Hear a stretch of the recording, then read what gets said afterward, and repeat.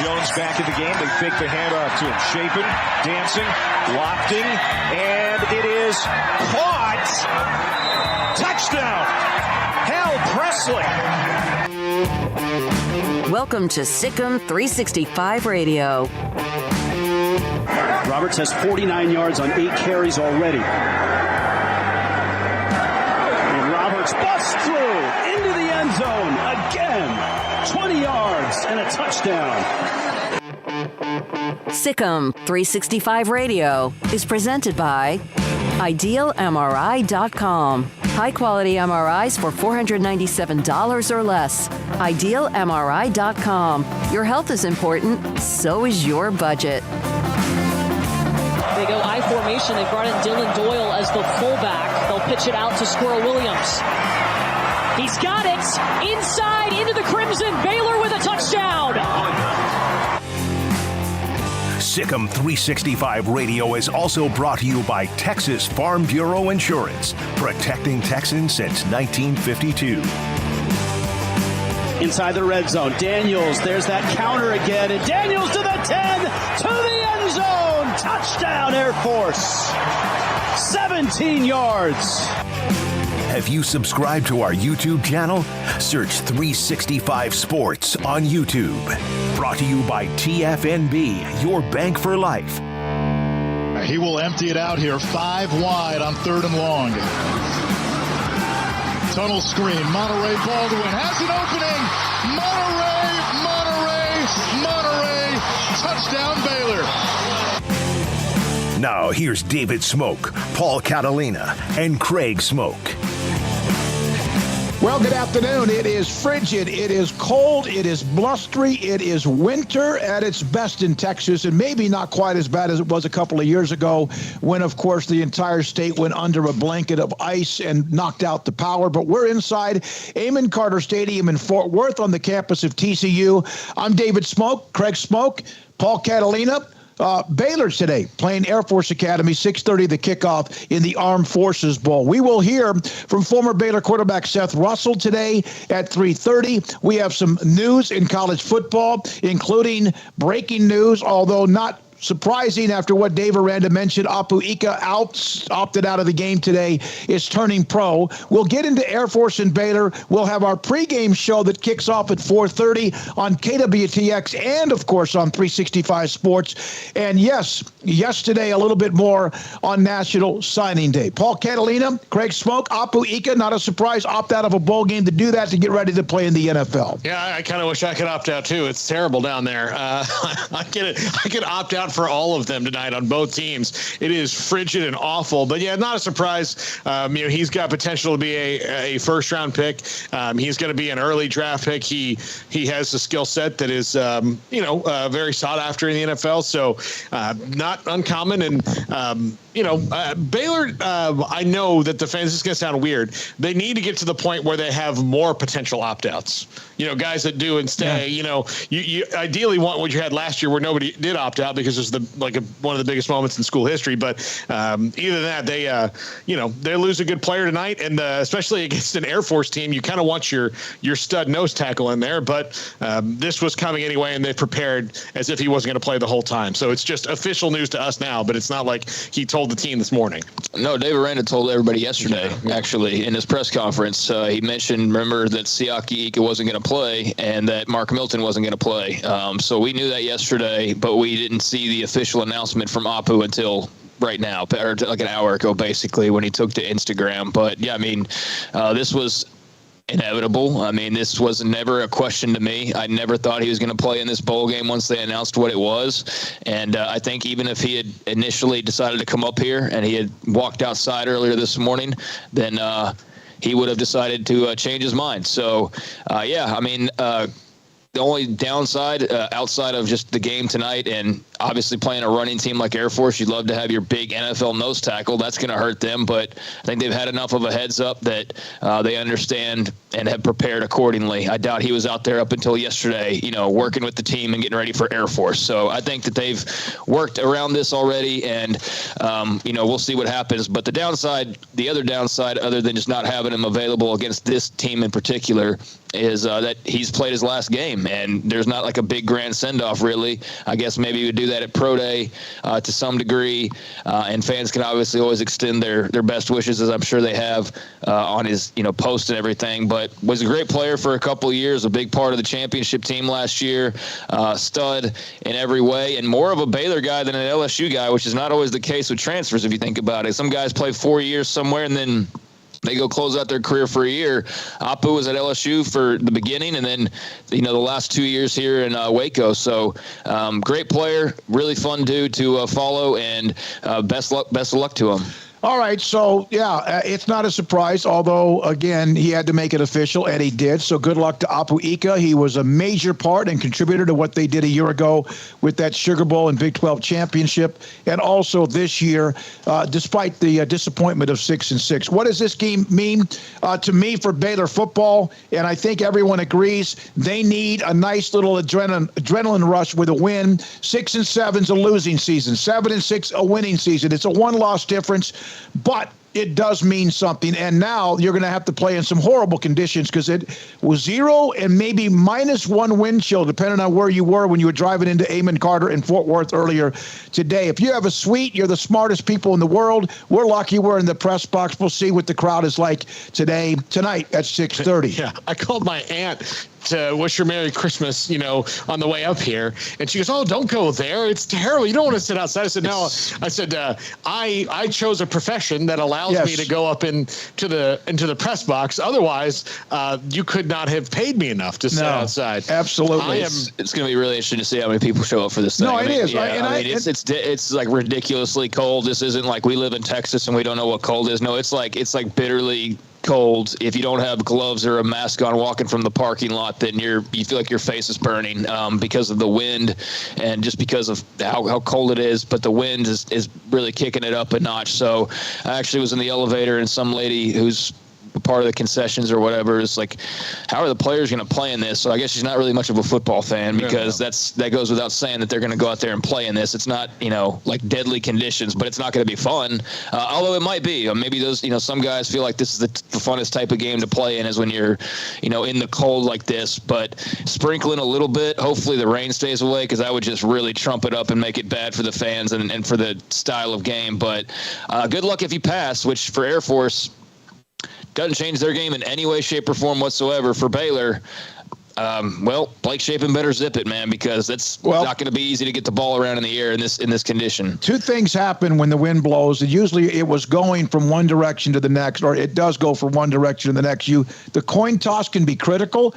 Also muffed, not just snaps, but muffed punts, because the ball can get a little bit wobbly. You got to be careful with that and how the ball. It's -4 right now, wind chill, based on weather.com here in Fort Worth. Let's get to some of the other stories today. Yeah, and I think actually that's the issue when it comes to like fans here. If it was just cold, if it was just 25 degrees outside or 15, like you could bundle up and sit close to each other and you're kind of going to make it through. But the wind is not going to stop blowing. It hasn't stopped blowing all day. It's like huge gusts, 30 miles an hour. And the sun doesn't go down until it's going to get even colder here. What sun? In about 2.5 hours, or at least the sun that's trying to get through the clouds, which it won't. All right, so Apu Ika opted out, and now he's going to turn pro. That's just a matter of just a continuation of yesterday. Dominic Richardson, this year, 24 carries, 73 yards, and a touchdown in the win against Baylor at McLean Stadium. He was a part of that when Oklahoma State beat Baylor. He has signed with Baylor. 2 years left, a running back that brings a little power, a guy that usually is leaning forward. You have Richard Reese, you have Bryson Washington, you have players and whoever's going to come back for next year, but they do sign Oklahoma State in the transfer portal, Dominic Richardson, to add depth at the running back position. It's a piece. He's not a game breaker. He's not going to go 75. He was effective for Oklahoma State, but he's a banger. And in this offense with the wide zone, just another body. Because at one point this year, remember, they were very low when it comes to the depth of the running back position. Yeah, I actually think he's going to fit in the offense really, really well. I think that it'll work out for him great. I think he fits well. I think again, they've got Richard Reese who can all of a sudden turn on the Jets and go 50. But what they really did need at times was sometimes you just need to get 3. Just get 3. Or break a tackle and make a 2-yard run into a 6-yard run or something like that. Yeah, he's a good hard runner. He's not going to be a guy that's going to regularly get you 100 yards in most games, but they don't need him to be a premier feature back. I think that they just need another guy in that room that can run downhill, run hard, and like y'all said, get him a few yards when needed. But yeah, I mean, he was a good player for Oklahoma State, and so you're stealing one from a Big 12 rival. I saw a couple Pokes fans, and I'm sure there are plenty that well, whatever, you know how fans, there's always mixed reactions, but I did see a couple that sounded off on how weird it is to see a guy go from Oklahoma State to Baylor, but that's the world everybody wished for, and so that's going to be more commonplace is seeing guys bounce from one team to the next. I mean, we saw that with Georgia and Bama guys last year, going from one to the other, and so that's part of the market now. And so, so Dominic Richardson a couple years ago is losing to Baylor in a Big 12 title game. He's now going to be trying to win a Big 12 title with the Bears. But to me, this says that they still don't have enough of the right fits that they would like in the running back room. And to me, this says we're probably going to see some running back attrition. I don't know how we won't because Squirrel Williams hasn't made any official decision, but with his injuries, you wouldn't be surprised if he just said, screw this, I'm going to go coach or whatever it is he wants to do afterwards. I mean, does Jordan Jenkins still fit in this offense? I mean, you would think at this point you would have him knocking on the door to play, and maybe he is. But it just makes me wonder of, how they still clearly have a piece missing in that running back room, despite the fact they've got a handful of guys. So. With Jordan Jenkins in particular, Craig, what was concerning to me is here's a guy who's been on campus for 2 years now and was, is in his redshirt freshman years when you want to start seeing something from a running back, maybe not being the lead guy, but when you put him in seeing something. And they were at a point this year where they were down, Richard Reese wasn't playing in a game and Squirrel Williams wasn't playing and Tay McWilliams wasn't playing in a game and Quaylon Jones had been ineffective and Jordan Jenkins didn't see the field. So, he had a concussion. Yeah. He got hurt in practice, and Tay McWilliams had a concussion out the entire year after Brigham Young, and including Brigham Young. And then same thing apparently happened from what I've been told about Jordan Jenkins, who I thought would be the perfect body for this wide zone. Power, pretty good speed, someone who's used to carrying the ball a lot. And you're right, though. What is his future? Is he a part of the plans? Does he want to still be at Baylor? What is Quaylon Jones' future? Yeah, what is Squirrel Williams' future? Yep. What is Jordan Jenkins' future? I mean, name a guy. Tay. I mean, what is Tay McWilliams' future? I mean, honestly, if you're putting odds on who might be the first out the door, and maybe, nobody is, but I feel like it's a pretty good sign that there's somebody going out the door if you're picking up Dominic Richardson. That makes me wonder who might be a part of that attrition, and maybe it's Squirrel, like I said. But Jordan Jenkins is a young guy that, you want to hopefully start seeing something from here pretty quickly, or else it leads you to wonder if, maybe it's just not the right fit. But that all gets solved in the coming weeks. I mean, they got a big piece, though, as far as trying to reshape this roster. 2 of them today, and Richardson was one of them. So glad to have him on board and start covering him. He had 131 yards, 27 carries against Arizona State in a win. He had 73 against Baylor. His other best game, 72 against TCU in that double overtime loss. 3 touchdowns he ran for against Texas. About 13 carries for 24 yards, but he had the short touchdown runs. And so 543 yards, 8 touchdowns. So he did get in the end zone for Oklahoma State. Also, remember Campbell Barrington about a week or so ago, changed transfer portal, Brigham Young, signed with Baylor. His brother, Clark Barrington, 6'6", 305. he now joins his brother and joins his former offensive line coach and coordinator with Jeff Grimes and Eric Mateos. Mateos, the offensive line coach, had 40 starts, thought of as an NFL prospect. So now Barrington, you fill 2 offensive line roles from Brigham Young, as he also is signed to play for the Bears next year. Well, all 5 guys that they wanted to be the starters this year, I know injuries and all that, are all leaving. I mean, Micah Mazuka's gone, Khalil Keith will be gone, all those guys we got. Now, Gavin Byers played in relief of Khalil Keith, while he was injured, but he does have to get better, and I don't even know if he's at the right position at right tackle for him. So it is good that they're getting offensive line transfers in, because they need that. I mean, you can't lose 5 guys and not get in the portal in today's day. I don't think they're done adding to that. I don't think they should be. Yeah, I think they can comfortably add 2 more, and then let some of the younger guys that like Mose Jeffrey's a senior too. So they're losing a lot of depth off that line of guys who are out of eligibility. Yeah, it's not necessarily wasn't a foregone conclusion, but you started to kind of add things up, and it seemed like, once he got in the portal, the odds were he's probably going to join his brother. So, with the Mateos familiarity, as you mentioned, and Jeff Grimes as well, there's not like I doubt there was too much of a getting to know per se. But yeah, you love the pickup just from a depth standpoint, and obviously then you see the experience and you go, okay, yeah, that's a guy that could probably start for you next year, which they, as y'all pointed out, really need. That transfer portal, some days you love it, some days you hate it because of how it affects your team or whatnot, but it's certainly a great fixer-upper, no pun intended, when you lose an entire position basically, and you can't really afford to go and just go freshman or your redshirt sophomore as your leading veteran. They could have run into that problem, and now thanks to the Barrington brothers, now being Bears, they're getting a little bit of that hurt taken away, and like you said, I think they probably add some more to that and then develop the young guys they have, but it definitely answers a couple of questions for next season. All right, we'll go through this, skip through this pretty quickly with Craig, Paul, and our feedback, my feedback as well. Then Seth Russell joins us at 3:30 on the Baylor quarterback play, about Shapen and who else in the quarterback room, and his thoughts about Baylor moving forward, and just what this means, in his opinion, with them at 6-6 Baylor against Air Force here tonight at Amon Carter Stadium. Graham Mertz going to Florida. Wisconsin quarterback to Florida. Jaden Daniels back for another year at LSU. Turned out to be a pretty good player for them, obviously, and they made a much better run than most people expected this year. Yeah, on Graham Mertz, best of luck to him at Florida, but I would think that he was not the top guy that Florida was trying to get. Now they, have Jaden Rashada coming in as a true freshman. They have Jack Miller, who played in the bowl game this year, and that was it. And that was not.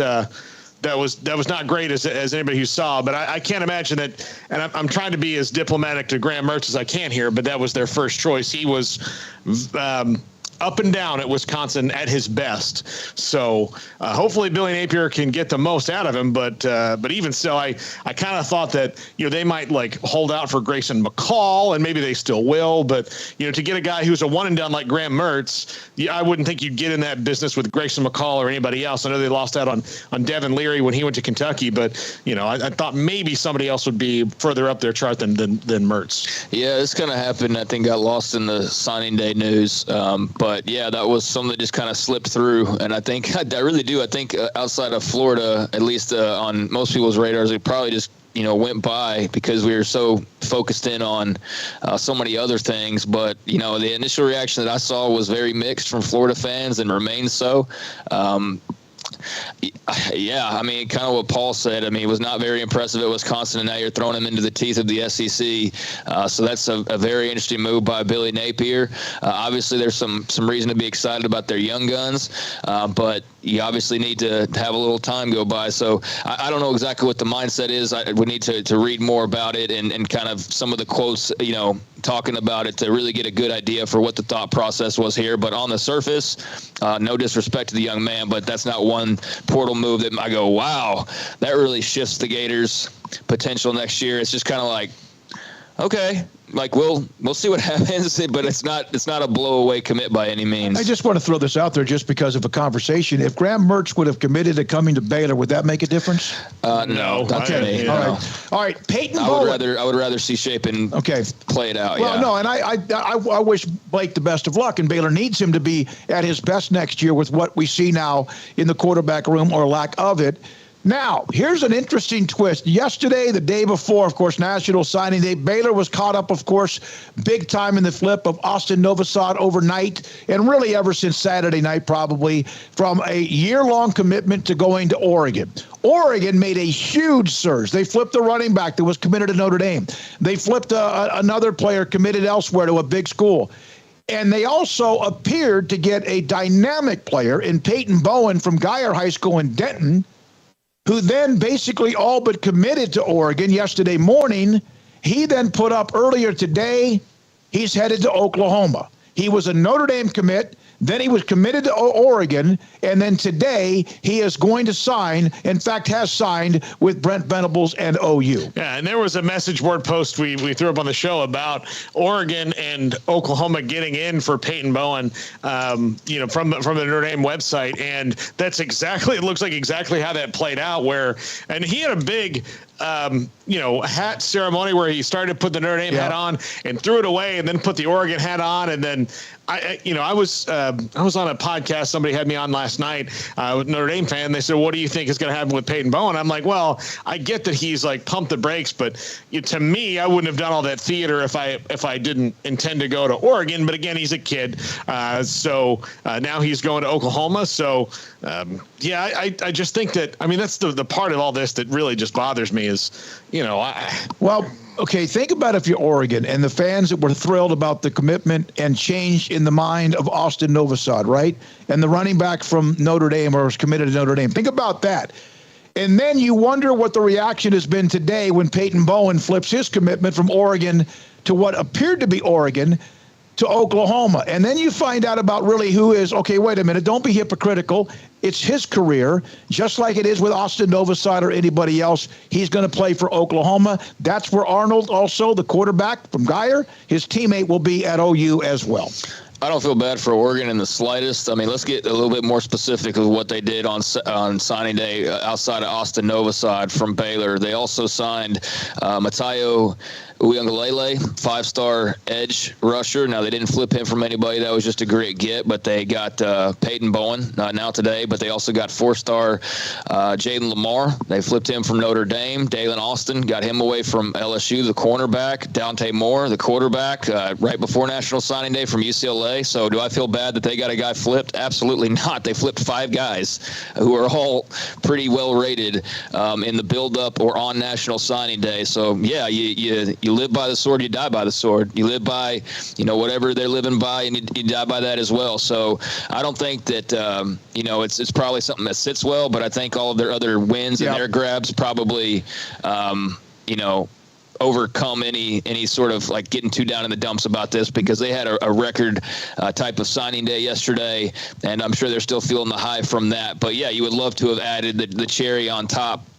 And unfortunately for them, they don't. And that's a win for Oklahoma with Peyton Bowen. A massive 5-star get. I don't like all the games. I don't like all of the wishy-washy sort of back and forth. Yesterday he's sitting there, ready to sign. He flips, and then he's about to sign with who he just flipped to. And it goes from Notre Dame to Oregon, and all of a sudden it's just an afterthought that he's going to sign with Oregon. And that's the thing is, like, you flipped him, and then he got flipped from you. So what are you mad about? Because you just flipped him.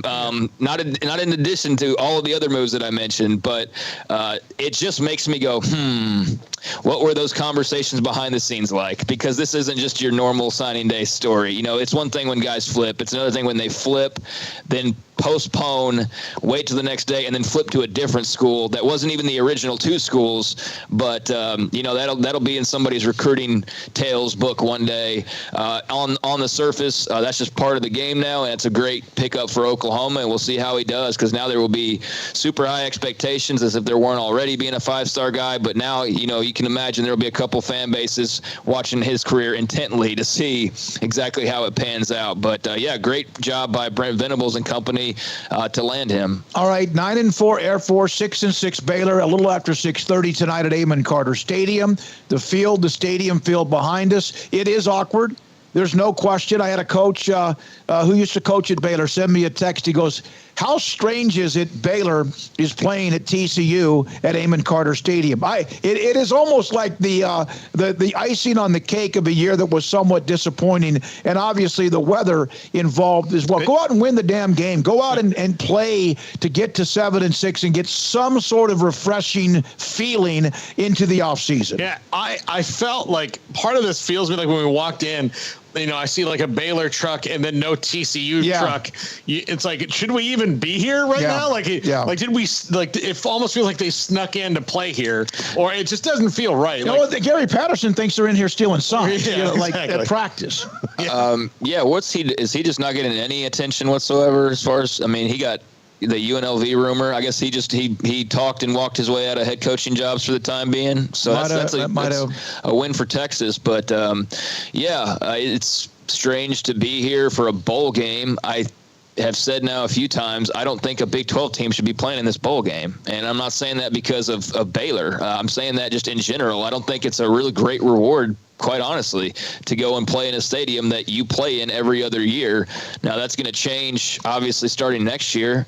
You're not going to necessarily play Fort Worth, or you won't play in Fort Worth every 2 years like teams are accustomed to.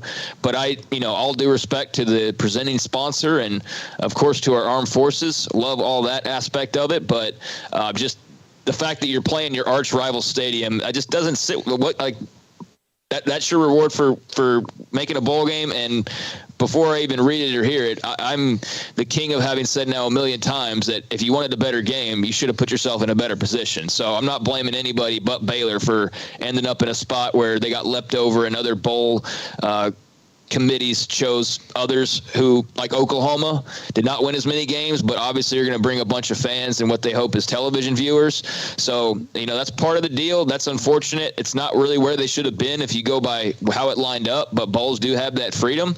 And so they chose, others chose other schools, and this is where they ended up. But I don't think it should be Big 12 affiliated. I don't think there should be a Big 12 team playing in a place that they play regularly as a reward for their bowl game. If it was at AT&T Stadium outside of what they do, or even the Cotton Bowl outside of what they do, that does mean a little bit different. It's 6-6 at 9-3, Air Force 9-3. They've played 4 times, I think 3 or 4 times. Baylor's won every time they've played, and they played tonight just after 6:30. When we come back, former Baylor quarterback Seth Russell, always with a lot of great truth serum when it comes to the quarterback play and Baylor football. He will join us today. We're going to take you up until 4:30, and then we'll start our actual 90-minute pregame show, which will also be on KWTX, the CBS local affiliate in Greater Central Texas, and we'll get deeper into the game. We'll also hear from Baylor football coach Dave Aranda. Jack McKenzie yesterday was at the presser. We'll have some of that. We have Emery Winter here, Jacob Wilson here, Jack McKenzie here. We're here. You're here. We'll get to the chat room as well. This is 365 Sports. In our logo and advertising, we say we are people that you can count on. What does that mean? It starts with providing a quality vehicle and quality service at a fair price. But it also means we do what we say we will do, and we treat people fairly with respect. It starts by hiring great people, good local folks who work hard with a caring attitude. Our employees are the real reason we are people that you can count on. Put us to the test and see for yourself that at Richard Carr Motors, we are people you can count on. Texas Farm Bureau Insurance has protected fellow Texans with auto, home, health, and life insurance since 1952. With more than 260,000 square miles of land and 27 million people, that's a lot to cover. Whether you're wrangling cattle or wrangling kids, we're proud to protect Texans in all Texan ways of life. Stop by and see our agents at one of our 3 McLennan County locations. Coverage and discounts are subject to qualifications and policy terms and may vary by situation. You want to know why Stonewood Dental is so successful? Listen to what happy customers have to say. Pleasant. It's different than any other dentist's office. I really feel like they care. And it's not that you're here for 2 hours waiting on someone to take care of you. It's quick and easy, and I bring my kids, and my kids love being here too. They really love the treasure box. Staff is really nice and accommodating, real friendly. You feel more like home. It's not sterile looking. Everybody has their own personalized rooms with decorations and decor, and they'll even have a blanket for you when it's cold. I've recommended people to actually come here, and they are patients now. I really love it here. It feels like family. Learn more, stonewood-dental.com.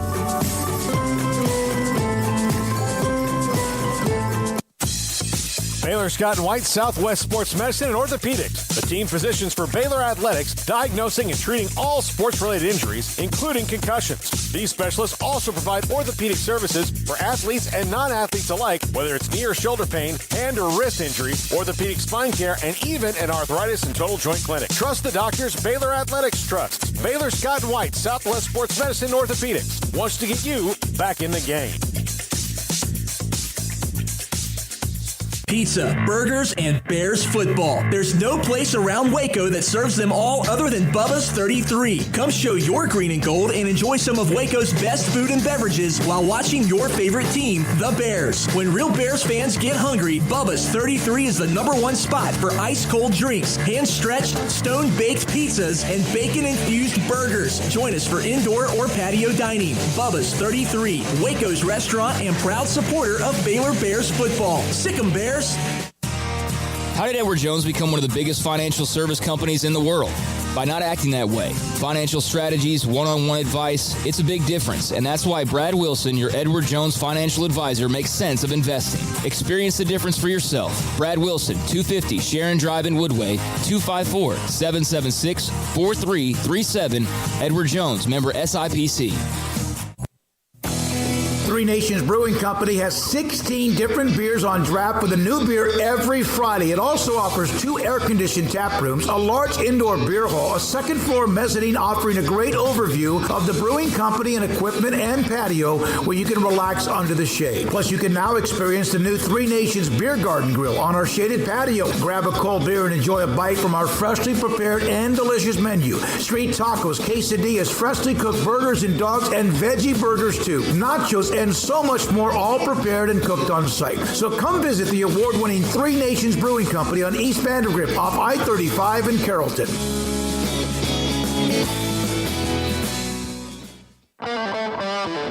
Welcome back to Sikkim 365 Radio. The 3 o'clock hour is sponsored by Waco Custom Marketplace. Meats, sweets, Texas treats, and a cut above the rest. 425 Lake Air Drive, Waco.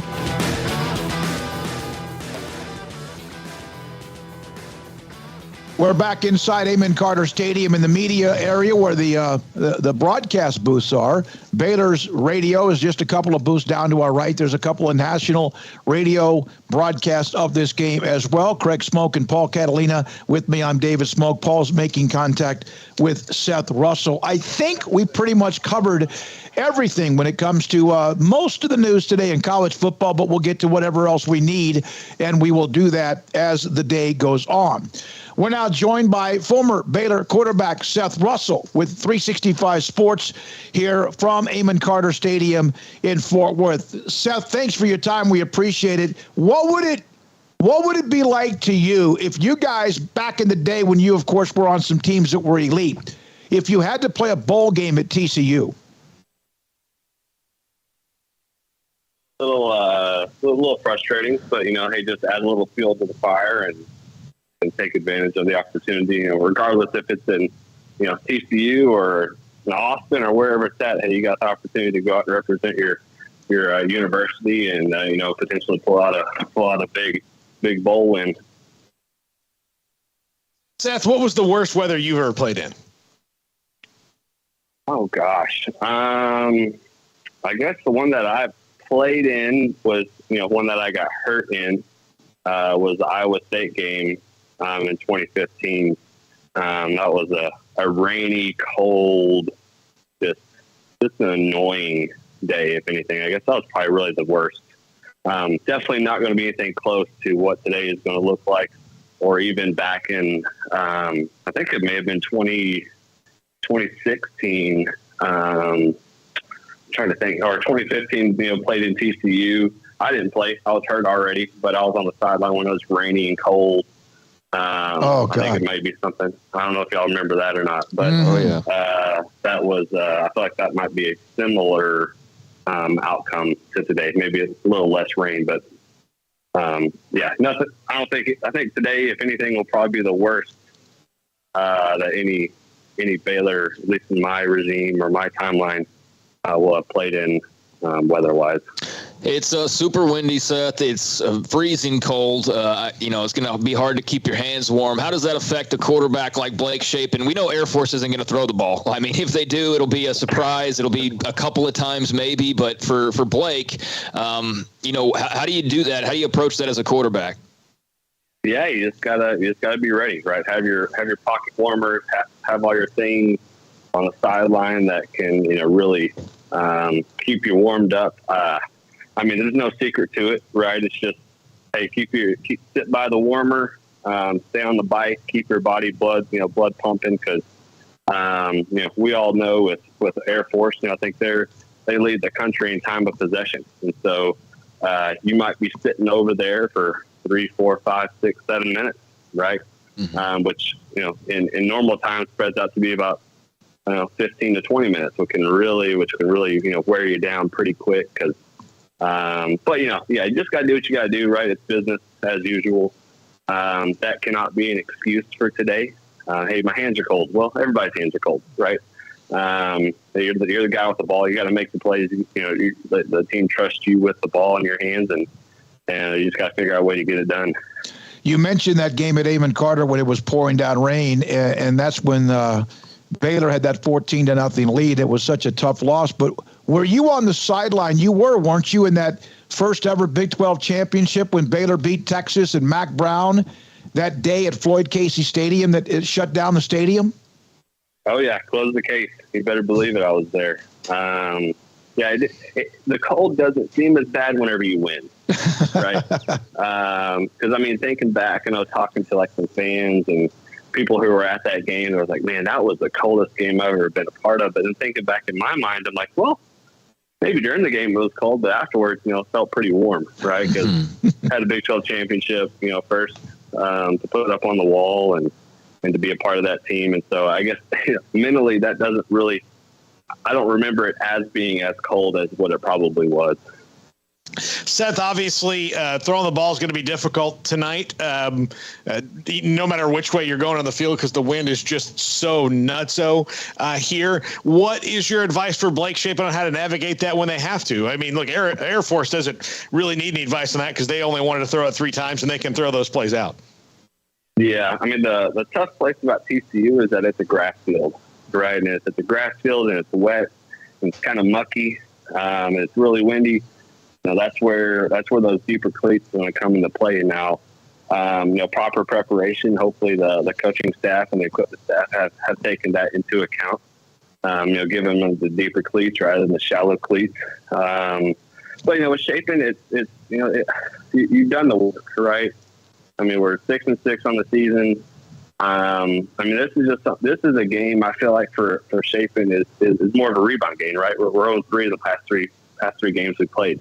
Hadn't played very well in offense on much of those games. And so this is something that I feel like with Shapen, he's got to go out and just play his game, right? Don't overthink it. Let the ball rip. Watching him throw the deep balls the past 3 games has just been kind of cringeworthy, just honestly. So I feel like he's just aiming it, right? He's trying to make it a perfect ball. And he doesn't need to do that. He's got the arm talent. He's got the strength. You just got to let it rip and trust the guys that they're going to be where they need to be. Hey, if they slip and fall, you can't control that, right? Control the controllables, put it where you need to put it, and let the dice fall where they may. So, do you get any kind of a idea of where this team's sort of mindset is? Obviously, the 3 straight losses to close the season. In between, there was the TCU loss in those 3 losses that was obviously brutal. And now just trying to avoid, finishing under 500 and getting into the offseason after what was a pretty successful signing day yesterday. Do you have any kind of feel for where their mind is right now? Yeah, I assume they're probably pretty pissed off, right? Had a lot of high expectations coming into the season. Obviously with the season they had last year, they wanted to build off of that, and they may have felt like they took a step back this year, which, looking at it from a 50,000-foot view, it wasn't as pretty as we wanted it to be, obviously. But that's football these days. Just from a player standpoint, right? You have Air Force coming in that's trying to beat a Power 5 team. You better believe they're chomping at the bit to play this game, right? Former Big 12 champs. They're coming in trying to make a statement for their conference. And Baylor better be ready, right? Because if we look back at games where we've lost the time of possession, the one that really sticks out to me is Kansas State, right? We got punched in the mouth. Air Force is going to try to do the same exact thing. I feel like they're going to have that same game plan. Obviously that's a triple option, right? The pass isn't going to be as relevant today, but they've seen the type of offense that we run, right? It's not a fast offense, right? It's going to be. I anticipate today to be roughly about a 2.5-hour football game. I'm good with that. With Air Force. yeah, 2.5, maybe even less, right? But that's including halftime. So I anticipate to be a quick game. Every time Baylor gets the ball is going to be critical, right? Because you may only get it 2 or 3 times, a half with Air Force the way that they play this year. And so it's going to be a statement game. I feel like for Air Force, it's got to be a statement game. For Baylor, going into the offseason, like you mentioned, hey, we don't want to be under 500. Obviously had a good signing day this past week, and just got to build off it and go into offseason with your head held high. Hey, you finished out strong with it all in the field, and then we got to get back to work. Seth never experienced a 2.5-hour college football game. No. Hell no. That was the first half. Yeah. That was the first half. I can't even imagine how long the games you played if they wouldn't have started the clock after the change. Not even if it's a first down, when the ball goes out of bounds, set the ball and the clock would keep starting. It used to be it didn't start until you snapped it. Seth, you mentioned the momentum or trying to get any kind of feel good into the offseason. Man, it was a year ago when they were preparing to play in the Sugar Bowl, the best season ever, 12-2. And we've all kind of discussed this before. In your opinion, did they blow an opportunity to take advantage of that? Because it does seem like they've kind of just gone neutral or backwards since. That's a great question, David. I don't think they blew the opportunity, right? Looking back, we lost a lot of guys, a lot of key playmakers. Several of those guys got drafted in the top 4 rounds. That just showed the type of athletes that we had on the field. And early in the season, there was really no identity, right? There wasn't really an identity up front, offensive line-wise. We didn't really know who the receivers were going to be.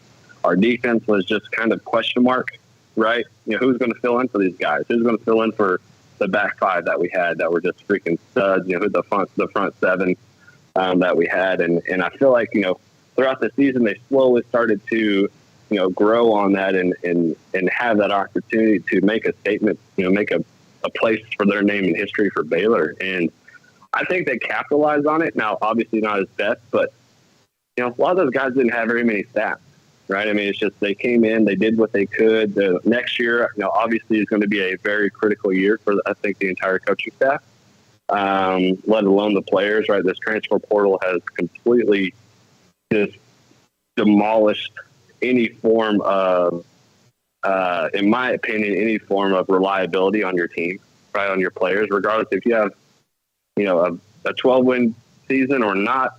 Guys are going to leave just because they think they have a better opportunity elsewhere, or there's more money or whatever it is. But to go back to your question, the opportunity, I don't think they blew it. I think, we fumbled it a few times, obviously, but not to say it was a setback year or anything like that. Obviously, expectations were really high, and I think the team did, as best they could with what they were given, with the experience and the type of role that the team needed to play this year.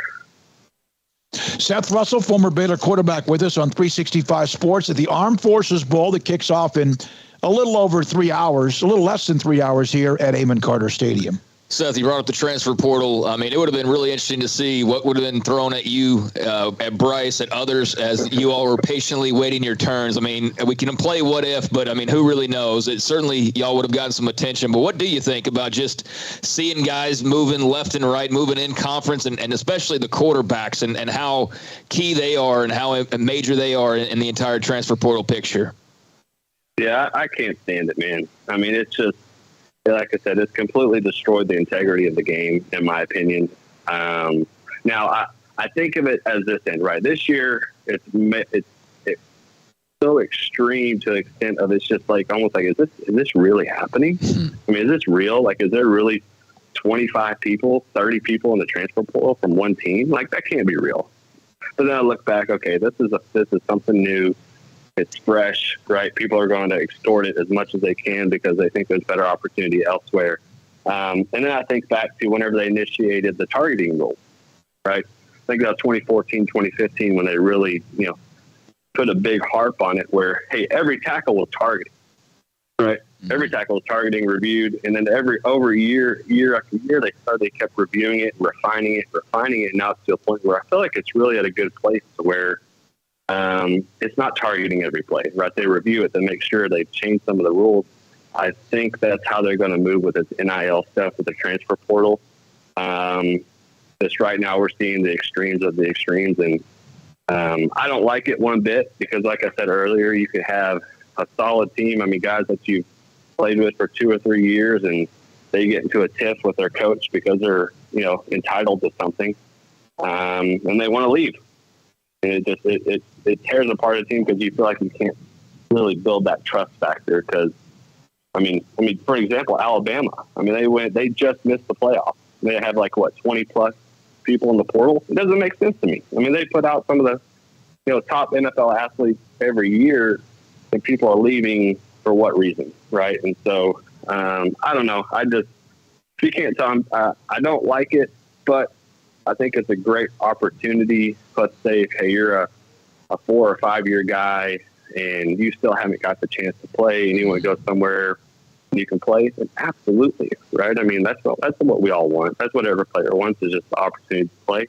But if you're your first year in and you're a freshman and you haven't really earned your stripe and you haven't gotten on the field and you're frustrated and you leave, I mean, that's, immaturity at most, in my opinion. But not much I can say about it. Not much I can do about it, but that's where my opinion is on it right now. Seth, when Coach Briles had a room full of talent at quarterback, from RG3 to Nick to you to Bryce Petty, and then eventually it was Jarrett Stidham, among others, would this test how patient people were during that time? Because it would have been different, because I know Bryce waited 1,300 and some days. You had to wait for your turn.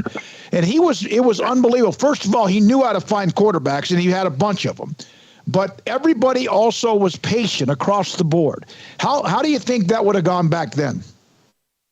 Well, I mean, it wasn't even a factor. And so it's just saying the what if. Yeah. I mean, if that was even an option on the table, I'm sure everybody would be thinking about it. I mean, the only option we had as a transfer was you transfer either out of conference or you transfer down. If you transfer out of conference across the table, right, you lose a year of eligibility. So that made you double, think twice about it. Okay, if I transfer out, I've already used my red shirt. I'm 2 years in. Well, now if you lose another year unless I go down, right, down a conference. And so it just, there was never a thought in my mind of leaving to go somewhere else for a different opportunity. But I mean, obviously, absolutely. I mean, if that was on the table, everybody would be thinking about it. I mean, especially sure. You mentioned 1,300 days or whatever for Bryce. I mean, that's a long time to wait. Especially whenever you think you're good and you can play immediately elsewhere. I mean, that's pretty tempting, right? I mean, we're all human. We all have that selfish nature in mind, and we all feel like we're the best in the. I mean, I definitely felt like I was the best in the meeting room, but maybe I wasn't, right? And I think it humbles you, right, to wait. But now it's just, hey, we got it at our fingertips. We can go wherever we want, whenever we want. We have no repercussions. Maybe the repercussion is, hey, we enter the portal and we don't get picked up anywhere. Now we don't have anywhere to go, right? And but we haven't seen that play out yet. I'm sure there's going to be a lot of fallout at the end of, going into this next spring semester when these players have entered the portal. They don't go anywhere, right? What ends up happening, right? They go back home, they drop out of school, they lost their scholarship, whatever it is, and I think it's just the stigma around, there's greener, the grass is always greener. Not necessarily. 90% of the time it's probably not. But not to get on a tangent or go down any rabbit holes.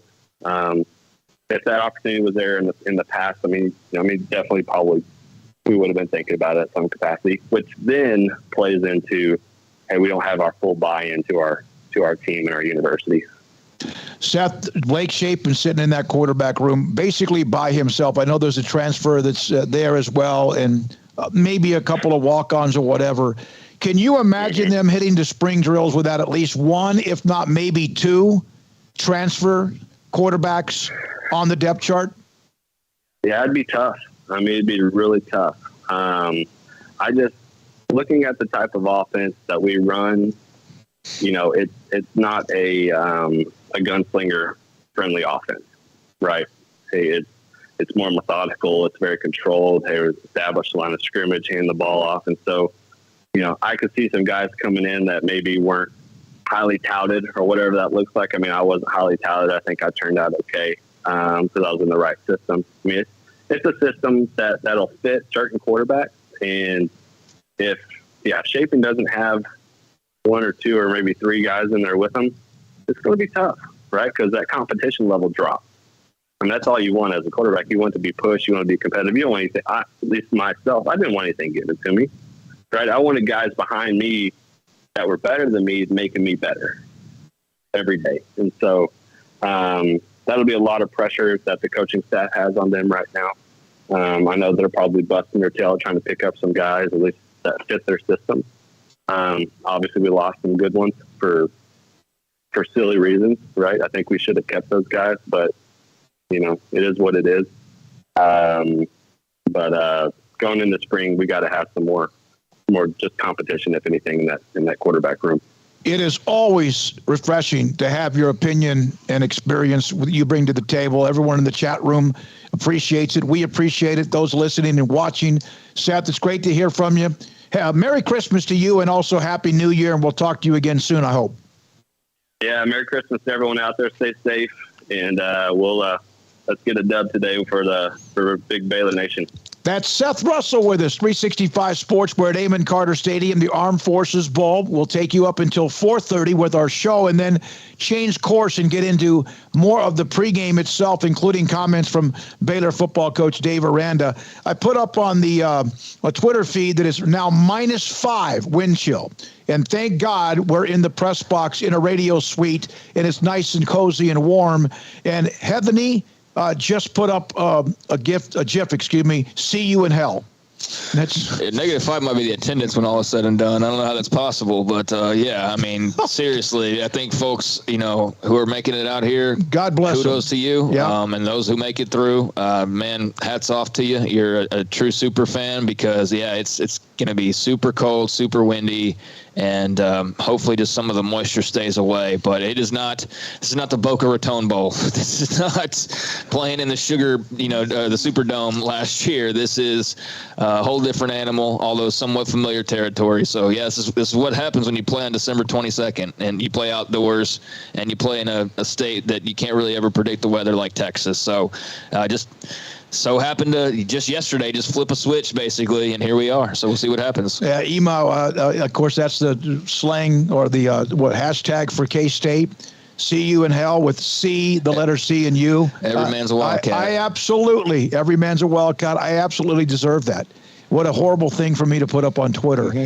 We had to walk about 50 to 100 yards from the car to where we entered. You had to walk about 50 to 100 yards. Jacob and I had to walk about I don't know, 500 yards. I mean, it was a long way. Craig, how far did you go? No, we're not in lot 2. I would do awful things. I would do awful things that would shame my family to be in lot 2. You have no idea what I would give to be in lot 2. I would let you shoot me in the face if I could be in lot 2. It was so cold. You want to walk down to my car in lot 2? Yeah. Where did you park, Craig? I think in probably the same spot as Paul, in the parking garage. Yeah. It's a little bit further. It's not like terrible. It's not what I remember the last time we were here, when it seemed like there was a super long walk to get to the booth. Yeah. It wasn't quite that, but it's cold enough that it doesn't matter really how far away you are. I mean, that, if it's 100 yards or more, then you're going to have a burnt feeling face like I did walking in, and if you don't have gloves, you're going to be,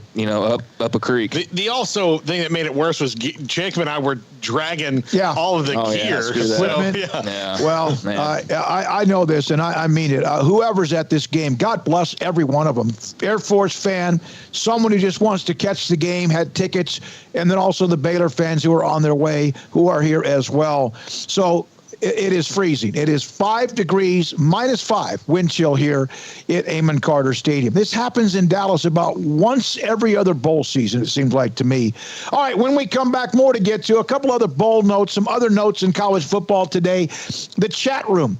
Your thoughts the day after National Signing Day. I see there's still a lot of, like, for example, Paxton talking about UT's class, and a lot of people responding to Paxton who said, we're starting to get those kind of talent like the SEC, Alabama, Georgia. Texas has always been in the top 5, haven't they? I have always seen them in the top 5. I mean, and I've been following recruiting since probably 2000-ish, 2001. Yeah.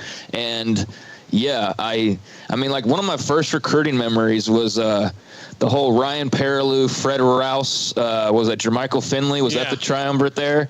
And I remember Texas was super hot on those guys and was actually at one point expecting to land all those guys. And then with Perilou, I think they were all signing day decisions, were they? Fred Rouse went to FSU. Yeah. Didn't do much there. Ryan Perilou went to LSU. And then Jermichael, I believe that it was a Jermichael Finley or was it Martellus Bennett? It had to be Martellus Bennett because Jermichael went to Texas. I always flip-flop those guys. But Martellus then went to A&M. I believe I know it was Perilou and Rouse. Somebody can fill in that third spot. But Texas thought they might get that trio. I think they whiffed on all of them, unless I'm misremembering. And that's one of my first memories. And that was like a brutal day for them. But the 20 years since, I mean, more often than not, they're a top 5 recruiting class, if not number 1. Yeah. So, yeah. Paxton, I'm going to tell you this right now. I heart you. I think you're one of our best people. I really do. But you just said they haven't been in the top 3 nationally since 2019. That was 3 years ago. That means that those guys would be seniors right now. You should be reaping the benefits of a 3-year top 3 nationally class. The problem isn't with them getting in the top 5. And look, the difference between, honestly, 1 and 2 are usually kind of a little bit above, but between 3 and 8 is all splitting. You're kind of splitting hairs most years. So if you're in the top 10, you're fine. You have enough talent to win. Texas's problem is not getting the groceries. They just don't know how to cook. They can go to the store. They just put it in the fridge and look at it and go, I don't know what to make. That's been their problem. I'll say a few other things. Okay, I did look it back up, and it was was that the 05 class? I thought it was earlier than that, but it was Martellus Bennett. So it was Perilou, Rouse, and Martellus Bennett from that class. That's one of my first memories of following recruiting, but I started following a little bit before that.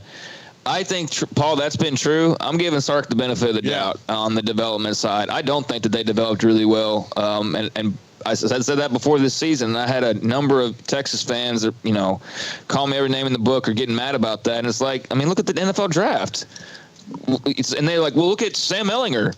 Okay, one guy out of or Cosmos or Yeah, it's like, okay, you gave me 2 names out of the 50 that they've signed in the last 2 years. I mean, sorry, but I'm sorry that I have higher expectations for the school than you do when it comes to development and things like that. And I think all you have to do is look at the draft. But I do think now, speaking on this group and what Sark is doing, I think we're possibly seeing the turning of the corner in that regard. I mean, Bijan was destined to be where he is anyways, but I do think that they've done a good job of constructing the roster. They were always going to be somebody that benefited greatly from the new NIL and transfer rules, and they have. And so, yeah, I mean, I think they're in a really good spot right now. So I understand the positivity. I just don't necessarily agree that, now they're getting those level of guys guys. I think they have been, but I think there's just a different feel, a different development, and a different pathway that they're on.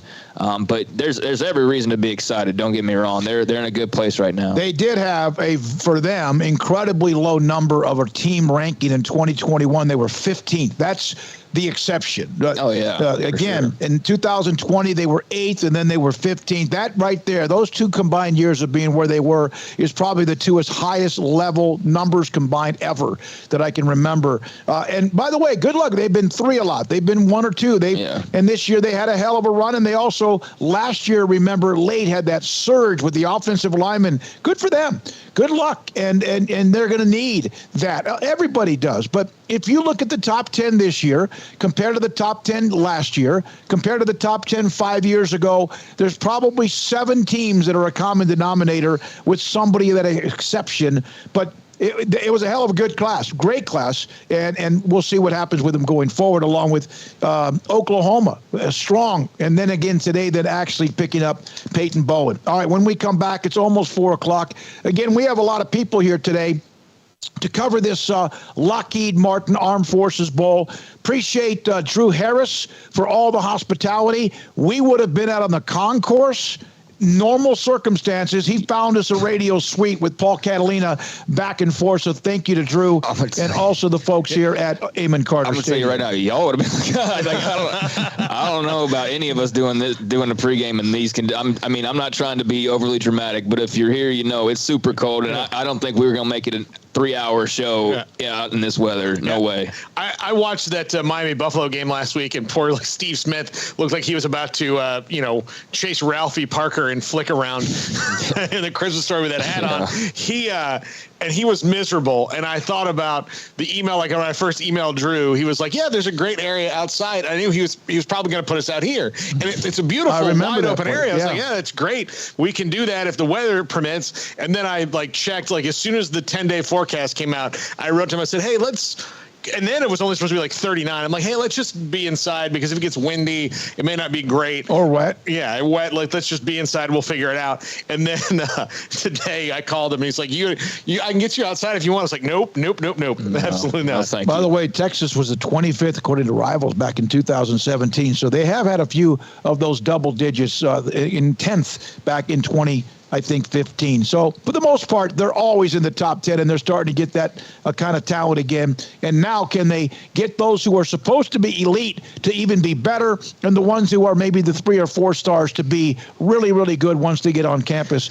Baylor, in the end, I'm not trying to dull your shine, Peyton. I didn't want to drag it down. But you should be excited. I didn't realize they were 25th at one point. 25th back in 2017. Yeah. They just always strike me as a top 3 to top 5, if not, years and years ago, number 1s pretty regularly. So, I can see where there's room for improvement. And they're shooting up. And hopefully for Texas fans, staying in that sweet spot of the top 5 where they can sit. And if you sit there long enough, like to your point with Georgia and Alabama, you accumulate, no matter what you lose in the portal or attrition wise or to the draft, you just keep popping those classes like that, and you're bound to be filled with a team full of studs. So they certainly appear to have some. And you also have TCU playing in the college football semifinals, and I would doubt anything in the last few years has been a top 10 class. No. It's how you also cultivate and what kind of mixture there might be. Baylor ended up, I think, in the top 30 despite losing their blue chip of the blue chips that they signed in Austin Novosad to Oregon. All right, tomorrow, one quick note. Eric Morris, the new coach at North Texas. G.J. Kinney, the new head coach at Texas State, will be a part of our show, and possibly a couple of other nuggets for that. Tomorrow, Garrett Ross and I will fly solo and do the show from 3 until 6. This is 365 Sports. Let Camille Johnson Realtors guide you seamlessly through the process of buying your dream home or selling your current one. Commercial, farm and ranch, or residential, Camille Johnson Realtors can smoothly and successfully lead you through any transaction. With a team of 28 experienced agents who are excited about serving you, Camille Johnson Realtors services the entire greater Waco area. If you're in the market to buy or sell, contact Camille Johnson Realtors, 104 Midway Center in Woodway, or find them online at www.camillejohnson.com. Camille Johnson Realtors, elegant, charming, warm. Welcome home. At Ideal MRI, we feel blessed to be a part of the Waco community. We're a small family business right here in Central Texas, and our goal is to bring down the cost of healthcare while maintaining high quality. At times like this, the cost of healthcare has never been more important, and unfortunately, significant illnesses and injuries still occur. That's why Ideal MRI is open and here to serve you through the difficult time. We offer premium MRIs just like a hospital with state-of-the-art technology and specialists, but you'll pay less. Sometimes thousands of dollars less, whether you're using insurance or not. At Ideal MRI, we accept most insurance and there are no hidden costs. Even offering financing if that's needed, everything included in the price, and you'll not get something as a surprise in the mail later on. If you need an MRI, ask your doctor about Ideal MRI. They'll know. You can schedule an appointment safely from home online in minutes at idealmri.com or give us a call, 833-IDEAL-MRI, idealmri.com. Howdy, Chet Garner here, professional guide, searching for bears in the wild. But not just any bears, oh no, a particular kind. With hundreds of thousands roaming freely in the wild, yet still hard to spot unless you know the signs. There they are, Baylor bears. If you're a bear enthusiast or even a bear yourself, join me and let's find some bears in the wild. Join the expedition at baylor.edu/alumni. Waco Custom Marketplace is your home for holiday favorites for parties or time with the family with various specials available while supplies last in store or ordering by phone, including 8 to 10 pound half spiral hams at $4.15 a pound, 12-pound pit hams at $4.35 a pound, 8 to 22 pound bone-in hams for $3.40 a pound, 14 to 16 pound whole raw turkeys at $2.85 a pound, and $4.80 a pound for 9 to 12 pound whole smoked turkeys, 6 to 8 pound mini pit hams for $5.99 a pound. Limit 4 of each item per customer. Call in advance to ensure availability or drop by Waco Custom Marketplace, 425 Lake Air Drive in Waco. Waco Custom Marketplace, your full-service butcher shop for customized orders or cuts of your favorite steaks or beef tenderloin or specially ordered prime rib roast. WacoCustomMarketplace.com.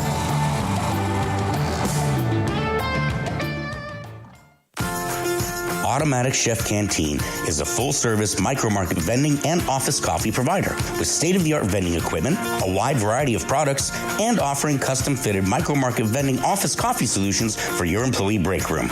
You want a full break room solution and a workplace oasis? Well, Automatic Chef Canteen, locally owned and operated for over 50 years in Central Texas, also includes in-house mechanics on call 24/7 for fast, reliable service and maintenance. Automatic Chef Canteen, 6900 Imperial Drive in Waco, or online at automaticchefcanteen.com.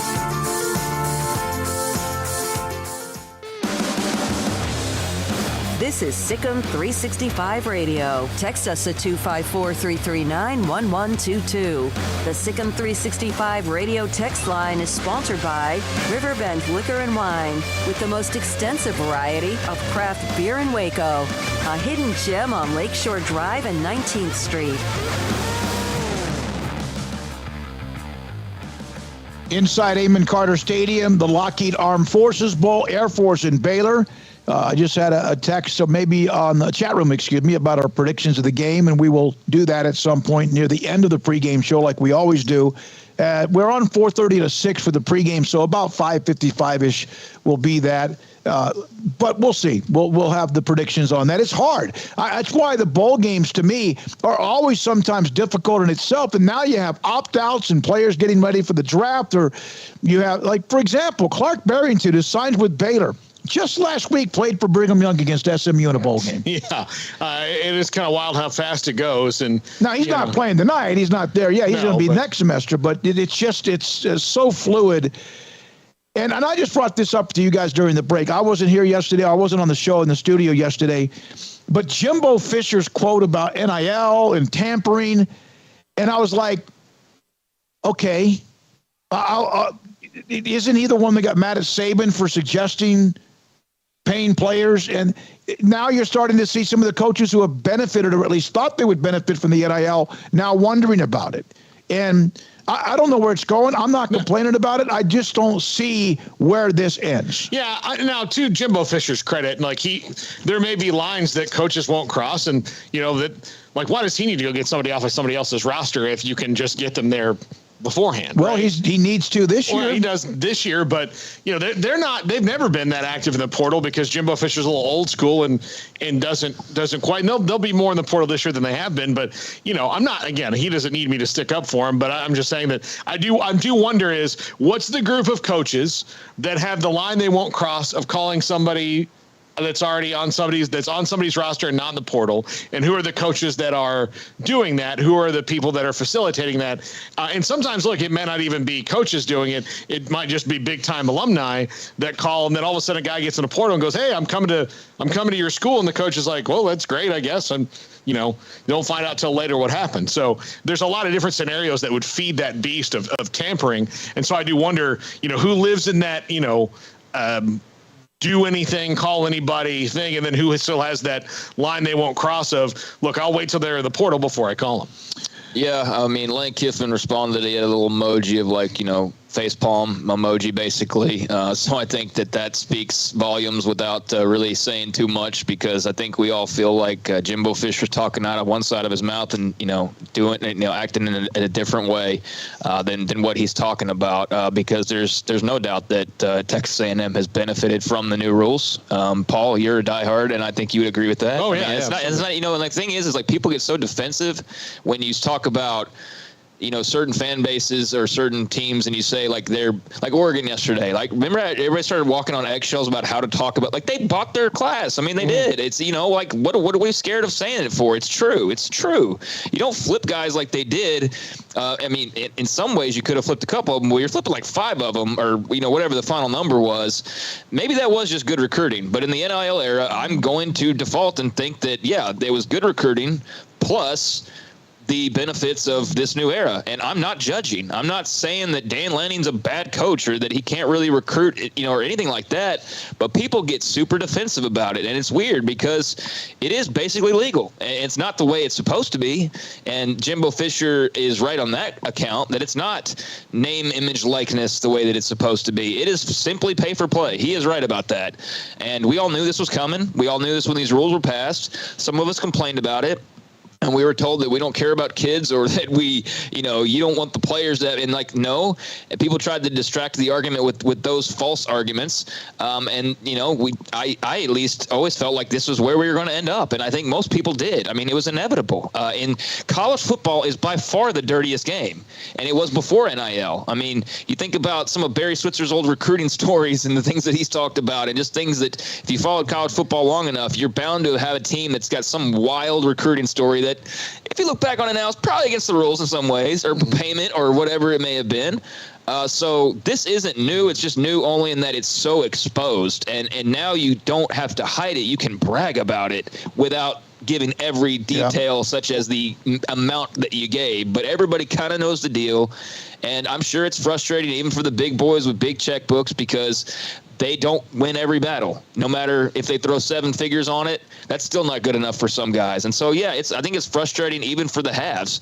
But that's what you allowed to happen. That's what the NCAA allowed to happen. And everybody got fat on big coaching contracts and big facilities and rainbow-colored waterfalls. And the whole time, players weren't getting anything other than their stipend and some free merchandise. And I get, along with the free education, that adds up into the hundreds of thousands of dollars. But Bryce Young's worth more than hundreds of thousands of dollars, and several dozens of guys are worth more than just that amount, given what they contributed. So I agree. It's a mess. It's the wild, wild west. And I don't want to say that phrase anymore, but it's the one that just best sums it up.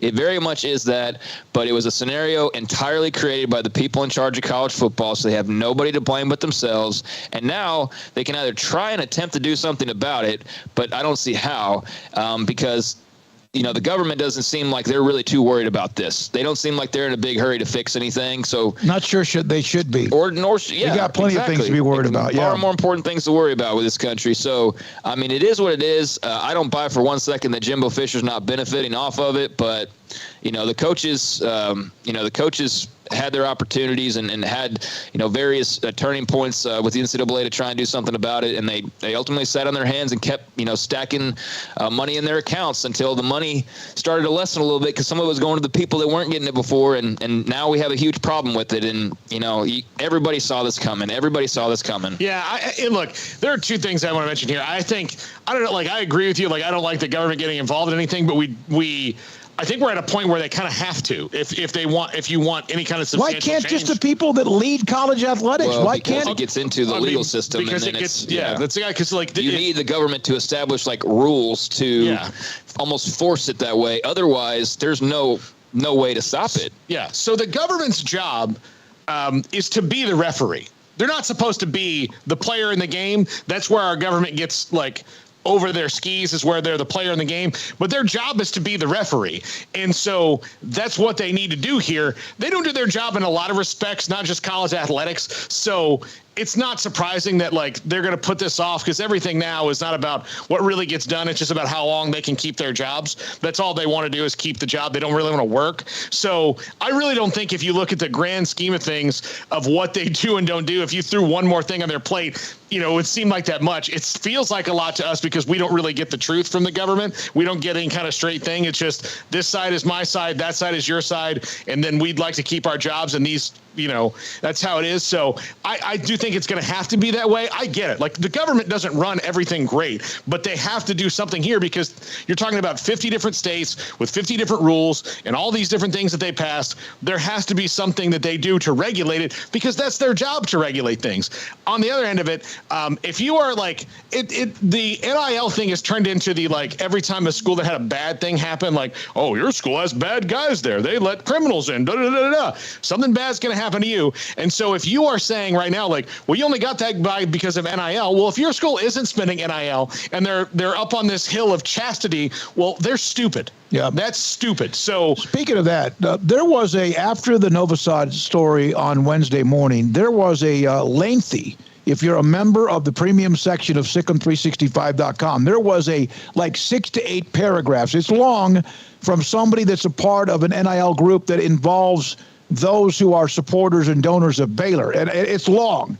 And it's probably a little bit too confusing for most of you, maybe me for sure. But it was interesting what he was saying about what they're trying to do, because there was a lot of Baylor's either got to get in the game or they got to, they're going to be irrelevant. And he was trying to explain, or whoever it was trying to explain where they are behind the scenes. And it was more clarity with that, although a lot of work to be done. There's some good, I'm seeing some good responses on the chat from Manuel. Shout out to you and Clint as well. And you can decide how to divvy those up. But yeah, Lorenzo, I saw that you responded to him. Lorenzo said, sorry, fellas, you can't have calling players, telling them to jump in the portal for $5 million. Those coaches should be terminated, or schools should face penalties. I agree with that. I'm not rooting for it. I don't want guys getting tampered with. I feel like once they sign, they should be signed. And then, if there's the decision to transfer and enter the portal, then okay, approach them. I don't agree with, and I don't like the fact that guys are on rosters preparing for a bowl game, let's say, and Coach A is, DMing them or sending them a Snapchat saying that, yeah, hey, if you get into the portal right now, we've got $2.5 million over 3 years, or, whatever the numbers are. We don't really quite know exactly what the numbers are. We have an idea. No, I agree with that. That truly is the Wild Wild West in the worst kind of way. And that's not how the sport should work. No other sports work that way. And that's not the type of uniqueness that college football needs to pride itself on. They have enough uniqueness to be its own kind of thing that we all obviously love very much. But the dirtiness of contacting guys who are on scholarship at another place and tempting or luring them into the portal and all that, I don't agree with it at all. But that's just, I guess my point is that we knew that was coming. We knew that was going to happen. Everybody's no, this is all about just the players getting paid. We knew that was going to happen because it's college football and everybody's trying to get the advantages, and you can, when you can convince a guy to go jump in the portal and you can buy him. And so that's what we're seeing left and right. And nobody is going to be willing, as many Jeff Trailers as want to say anything. Did Jeff Traylor follow that up with who he was talking about? No, he did not. And so until we get to that point, then it's just going to remain that way. And people are going to get some social media love and a bunch of retweets for saying that it's dirty and crooked. But until somebody actually says, this guy did this, and then there's an actual response from the people that can change things, it's going to be like this, and it's only going to get crazier. I wonder what's going to happen here. It's an open, I don't want, God, should I say open border? When it comes to college athletics, everything is like a free-for-all, open market. And usually what happens with something like this, and I'm not an historian like you or a government expert like anybody, but you open it, it's like everything's a free-for-all. And then somehow or another, even those who are more involved in the free-for-all than anyone else start to realize, well, maybe this isn't the best for us, because they see what's happened at other schools or what happens with them, and then you kind of come to a medium. Well, it's not a free-for-all. It's millions. It's millions being spent, but I understand your point, It is like a bazaar, though. Like, that's the what I would consider the shopping. So I think it's going to end up leveling off at some point. Yeah. Government or not. Yeah. It will. Like, the thing is like, who do you rely on to do that first, and what triggers it? We go through cycles in this country of, we've never quite figured out like how to regulate things to the proper level. Like, we either do it way too much or not at all. So like, the water's too dirty or you can't turn the faucet on. Like, that's the problem. So when it comes to college athletics, which is a far less serious issue than like water quality or like emissions or how cars or safety things happen, then you can't trust, because right now there's nothing at all, right? There's everything all over the place. And then if they do make rules, then they're going to have to go back and be like, well, you guys kind of maybe overstepped here, and now we've got to dial this back because now we're confused. Okay. All right. It's a great conversation. It's not going to end. It's a part of our future into it. It is. It's part of covering college athletics. Do we need a break here? No, or up until okay? All right. I mean, I'll say this. There are definite benefits to this. There are absolutely benefits to the NIL, but I do agree in terms of the contacting guys who are already on scholarship and already somewhere else before they're ever in the portal, or luring them into the portal. That should absolutely be out of bounds. There are some people that want absolutely no rules, and coaches don't have any rules. No, coaches do have some rules. Like, there is a buyout in their contract. There are certain things, and like that just gets glossed over, because the people that are talking the loudest are the people that absolutely are thriving off of this in some form or fashion. And so be careful of who's sending the message when you start to have somebody be like, oh, well, no, they're granted, a coach can leave basically whenever he wants to, but there is still a penalty for that, given how his contract's set up. So I think the people that are arguing for a little bit of legislation or regulation are just saying, like, just have something where you're offset. Just have it where there's just a routine, and like you said, the conversation is going to keep going on. But I do think there are absolutely some benefits to it.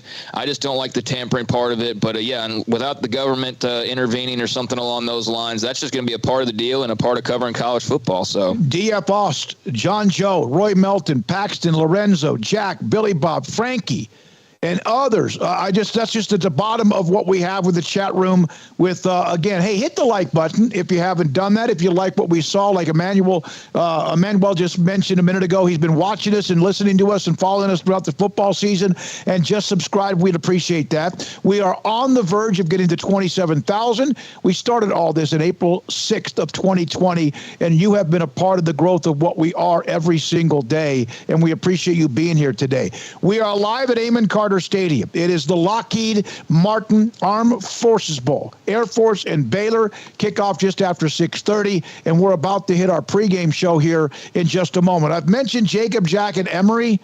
Back at our studios in Waco, in the comfy confines just down the road from McLean Stadium, is Garrett Ross, who's running this remotely, and we appreciate what Garrett's doing as well, and we appreciate him being a part of what we're doing from everywhere, from Waco to Fort Worth and in between. I've got to do this before we take our break here. We got a little bit more time. The wind chill factor, let's see if it goes down. 14 degrees. Oh, it's gone up from 5 degrees below zero wind chill to 4. So the heat wave is hit. I'm going to put some shorts on then. I can take this jacket I'm off. trying to think of the coldest, the Texas Baylor game in 2013 pregame, the big, huge corporate tent. Doug Furch from the Baylor Alumni Network, they call themselves something different now, but they had those country club lamps that you have in the back of a patio area outside, the heat lamps, and there were like 20 of them in there, and we did the show that morning from inside that tent. Thank God we were at least somewhat covered up. Yeah, I told Jacob when we were walking in, the last time I had the feeling of it being this cold was I went to the game, covered the game when we were the Super Bowl in Minneapolis, and when you walked out of, they had a plan that went awry. You're supposed to, when they took the shuttle buses to the stadium, walk out of the bus and just walk right into the tent where it was warm, but the scanning wasn't going that fast, so there was about a 20-minute wait outside, and I'd always felt like scarves were kind of like a decorative thing because I grew up, where you don't need one ever. And then I saw people with they're putting it over their face. That's what a scarf is for. Then I realized I need to get a scarf because I was miserable. Yeah, no, it's any way you could cover whatever you have, you should do it. Rich Boone, thank you for this one. And Daniel, you're right. I'll go to Daniel's first, then Rich. Kicking game should be fun. When you have winds like this, which is a gale force, like 30 miles an hour, and it usually is coming from one direction, the way when we walked into the tunnel or the loading dock, there's going to be a bad snap on a punt, or there's going to be a muffed punt because of the misjudging the wind, or it's going to be a punt that goes 13 yards and hits somebody in the butt who doesn't know where the punt is. That's probably going to happen today. Also, Rich Boone, thank you for this one. You all are a textbook example of preparation meets opportunity. Found you in 2020 during the Texas-Oklahoma departure to the SEC, rumors, announcement, and haven't left. Thank you very much. We've been fortunate for some of the stories that have happened as well during the time we opened up this show in April of 2020. Yeah, and anybody that hits like or subscribe, we don't call on it. I think you probably called on it twice today, and that's more than we've done in probably any given show in a year. We don't try to beg. People have their taste, and if you like college football, ultimately we hit on something that you enjoy about college football, and we dabble in some other stuff from time to time, but we're not some big corporation. We don't have huge backing, except for just some great people that aren't always on camera. So to our founders, we do appreciate them, but this is very grassroots compared to some of the other type of similar shows you'd see. And so for those who have stuck with us or those joining us, we appreciate it. I think one more note, there's been a couple of other games. Notre Dame and Houston in the Cotton Bowl. Joe Montana, remember, he was sick in the locker room, came out and won the game. It was brutal that day. When we come back, we will take from where we are with our regular show on 365 Sports to start our Baylor Game Day Live. This is 365 Sports. If you're out looking for a great selection of new cars and trucks this holiday season, then shop Allen Samuels in Waco, because we have some of the best deals in Central Texas that will put you in a new vehicle and driving away with confidence. Save big during the Big Finish sales event this month on the new 2022 Chrysler 300 Touring L with total values up to $4,000, plus $500 bonus cash to first responders. Hurry in and wrap up some of the best deals of the year at Allen Samuels in Waco. At Ideal MRI, we feel blessed to be part of the Waco community. We're a small family business here in Central Texas. At times like this, the cost of healthcare has never been more important. And unfortunately, significant illnesses and injuries still occur. And that's why Ideal MRI is open and here to serve you through this difficult time. So if you need an MRI, ask your doctor about Ideal MRI. You can schedule online in minutes at idealmri.com or call 833-IDEAL-MRI.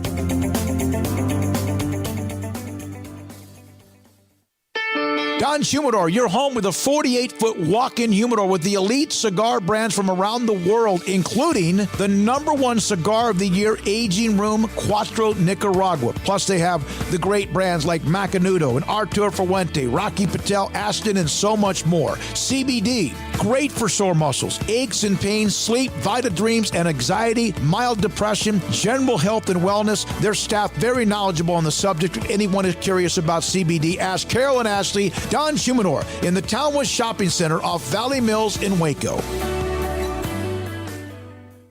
1, 2. I'm in love with a man named Rudy. I'm okay with that. He knows exactly what I want. He keeps me coming back. He cooks breakfast, lunch, and dinner for me. does the dishes too. I'm in love with a man named Rudy, last name Barbecue. It sure is easy to fall in love with Rudy's tasty oak smoked barbecue. Next in line.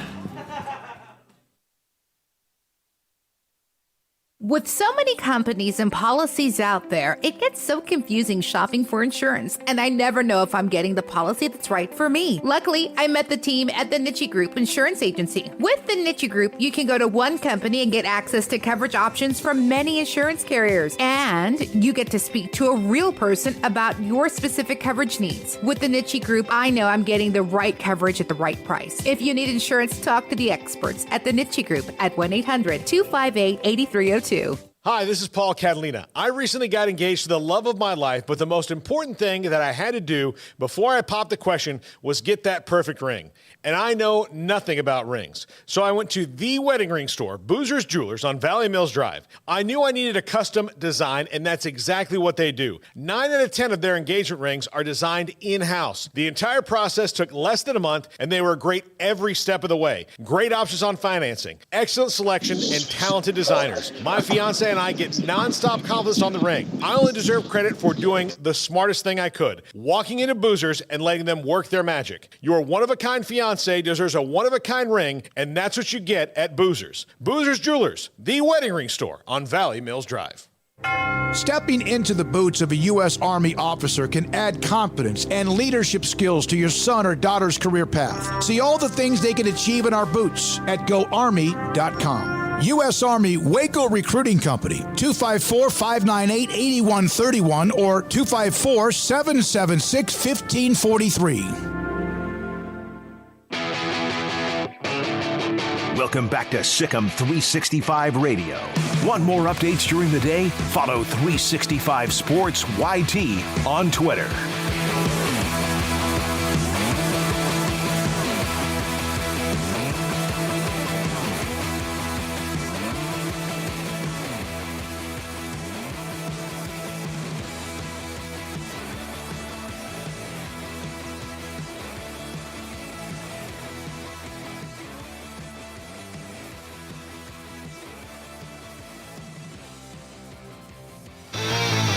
Live from the heart of Baylor Bear Country, the most comprehensive pregame coverage. In Fort This Worth, is Texas, Game Day home of Live, TCU, powered by who's in the Sikkim college football 365 playoff and semifinals. KWTX But tonight, News home 10. for Air Force and Baylor in the Lockheed Martin Armed Forces Bowl here in Fort Worth on what is a bitter, frigid, and cold day as it's minus 4 degrees wind chill. Paul Catalina and Craig Smoak. I'm David Smoak. We've got a support group behind us with Jacob Wilson and also Emery Winter, Jack McKenzie, and Garrett Ross, among others, Levi Caraway. We're going to hear from Darby Brown momentarily from here at Amon Carter Stadium a couple of different times. It is cold, as you know what. It is. It is absolutely brutal. It will be interesting to see. The wind is at times 20 to 30 miles per hour, temperature around 14 degrees, and here we are. We're fortunate because we're inside the press box here. All right, Baylor football, all the expectations coming off their best year ever. Last year won the Big 12 for the third time. Last year won the Sugar Bowl, 12-2, best record ever. And then this year, the expectations, it has not gone as planned for Dave Aranda and his football team. Paul and Craig, they need some kind of oomph heading into the offseason. Obviously, a win, 7-6, 6-7. I think it's a big deal. I think a winning season trumps anything that's not. Yeah, I think it's imperative that they win this game to get any kind of mojo going into the offseason. They absolutely have to win it. And this is going to come down, honestly, X and O wise, if you want to get into it. Like somebody asked me yesterday, like, what's the difference? Like, both these teams are going to have to run the ball. That's all Air Force does. But it's going to come down to, does Baylor want this as badly as Air Force does? And I think that's kind of the key to the game tonight. I hate that it's cliche, but that's what it's got to be. Baylor's a more talented team. I don't think that you would argue that. I mean, they are a Big 12 team who's had much higher ranked recruiting classes and much greater success. Not this year, though. Air Force is a better team on paper. I do feel, though, there's still a talent edge. So I think that at their best equally, I think Baylor should be able to go get a win today. But are they going to be at their best? I mean, that's as much of a hit or miss as anything. in terms of the season, one week you think that they're going to perform pretty well and they don't. One week you think they're going to perform maybe not so hot and they're pretty good. And, so I don't know what to expect tonight, but I think with a little bit of a break, I would hope and expect to see a pretty sharp and focused team. Well, and Air Force 9-3, Troy Calhoun is their head coach. They've had an incredible run of continuity. Ken Hatfield was their head coach, and then Fisher DeBerry was there forever and did an incredible job with their program. And then Troy Calhoun has been there for over a decade as well. They've had great continuity. There's a heck of a program with a lot of pride. They won against both Army and Navy. They won the Commander-in-Chief's trophy, which is a big deal because Army and Navy have pretty much been rolling with that the last several years. We will hear in this show from former Air Force quarterback, in fact, Bo Morgan. We'll hear from him. He quarterbacked, along with his brother Blaine, over a run that both of them were very successful. He'll talk about what it means to play for one of the military academies. We're now joined, though, by Darby Brown, KWTX, where we are right now with Game Day Live. And Darby, if there was ever a chance for you to not be on the field or somewhere enclosed, this would be the moment. Yes, it would. You guys, there are people tailgating outside, and it is so cold out here. I've been trying to walk around, getting situated in the stadium, and I really can't feel my face. So it is going to be a cold one, and it's just going to get even colder. So it's just brutal. So, Darby, I know you're an Arizonan. How are you dealing with this? I know you got a nice big fur coat on, but, Yes. Yeah, I'm channeling the actual Baylor Bear today in this coat, and so hoping that it does the job. And so far, I'm doing okay. Except I wish my little sister once said she wished she had a boot for her face when we were in Chicago and it was really cold, and I'm feeling that right now. That it is definitely something I'm not used to, and I can't imagine a lot of the Baylor players are really used to playing in these temperatures as well. So I see behind you, Darby, that the crowd hasn't filled in, and it might not tonight. I mean, given the weather and just, who knows how well everybody has traveled. But get any sense in, being around the tailgate, kind of the excitement level for some of the Baylor fans who have turned out for this one? Yeah, I mean, I ran into Monterey Baldwin's mom out there in the parking lot, and she was really fired up for it. And just there were some other parents around, and so the loyal fans are here tailgating, and we're excited for it. I think to your point, I think this might have been sold out, and now we'll see how many people actually fill these stands. But I think if they are willing to brave the cold, they'll be here. But it's not for the fair weather fans, that's for sure. I'll tell you right now, though, you look great with all the what you have as far as what looks like it looks like you could be in Russia right now, the way you're dressed up. You guys, I think I've never been to Russia, but it feels like it. It's really cold out here. No, it is brutal. The wind chill is really brutal. So I have hand warmers, and hopefully the guys are going to be able to. I know there's things you can do to be able to stay ready to play, but it's definitely going to be. They're going to be fighting two things tonight: the cold and Air Force for sure. All right. Well, let's do that. You have to get out of the conditions because you're going to come back with us hopefully in about an hour. But with the wind the way it is, there's going to be a mistake on a special teams, a punt return, a snap. Isn't that tonight, in your opinion, one of the keys to that? Because you're not going to see the ball in the air very often. Yeah, no, I think limiting those mistakes would be crucial, and then just executing, keeping the ball on the ground game, and as I think Craig said, there's no doubt Baylor's the most talented group, the bigger group. They have the size advantage, so hopefully all of that combined, they'll be able to get the win here tonight. But yeah, it's going to be there's going to be some, as your point, we're going to see some mistakes, I think, for sure, or just not even mistakes. It's just battling the elements. It just is what it is. So you got to clean up for it in other parts. You are a warrior for what you're doing, committed to what you do with the excellence. Darby, get back inside somewhere and get warm. And thank you so much for giving us a little bit of a feel of what it's like down on the stadium, on the field at Amon Carter Stadium. Thank you for your time. All right. Thank you, guys. See you guys in a little bit. That is amazing. It's, again, -4 or so wind chill, and here she is right there. She had texted me earlier in the week because I was trying to find out, okay, what are we doing, she and Chris Williams, and she goes, I think we're going to probably be somewhere, we think, indoors. Nope. She's right there in the elements like she has, whether it's 95 degrees and warm as possible or on the field at Amon Carter Stadium. If Seth Russell said this to us earlier in the regular show that we do on 365 Sports, if you're going to have to play in a condition like this, if you're going to play, you might as well win, right? Yeah. you might as well win the game. It'll make it feel a little bit warmer if at least you're having success. Otherwise, if you get down by a couple of touchdowns, I can't even imagine the misery level index would probably double or triple. Yeah, I think that, and that's when you start feeling it. But part of it is you keep moving around, it's better. The wind is the thing that's really going to be the temperature, in and of itself is bad enough, but the wind has not stopped and won't stop all night long. That's going to be the factor. That's what you're going to have to deal with, especially when you're not playing, when you're over there on the sideline just waiting and waiting and waiting. It's going to be tough to deal with players and coaches, trainers, everybody in the elements tonight. So I'm curious to see how Baylor, especially since they're not from a place in the country that has this weather that often, and Air Force is, if that's a factor at all. Yeah, I mean, it's going to be a factor. I think, it's going to be a factor. We're just talking about, throwing the football around and those types of things. But it is what it is.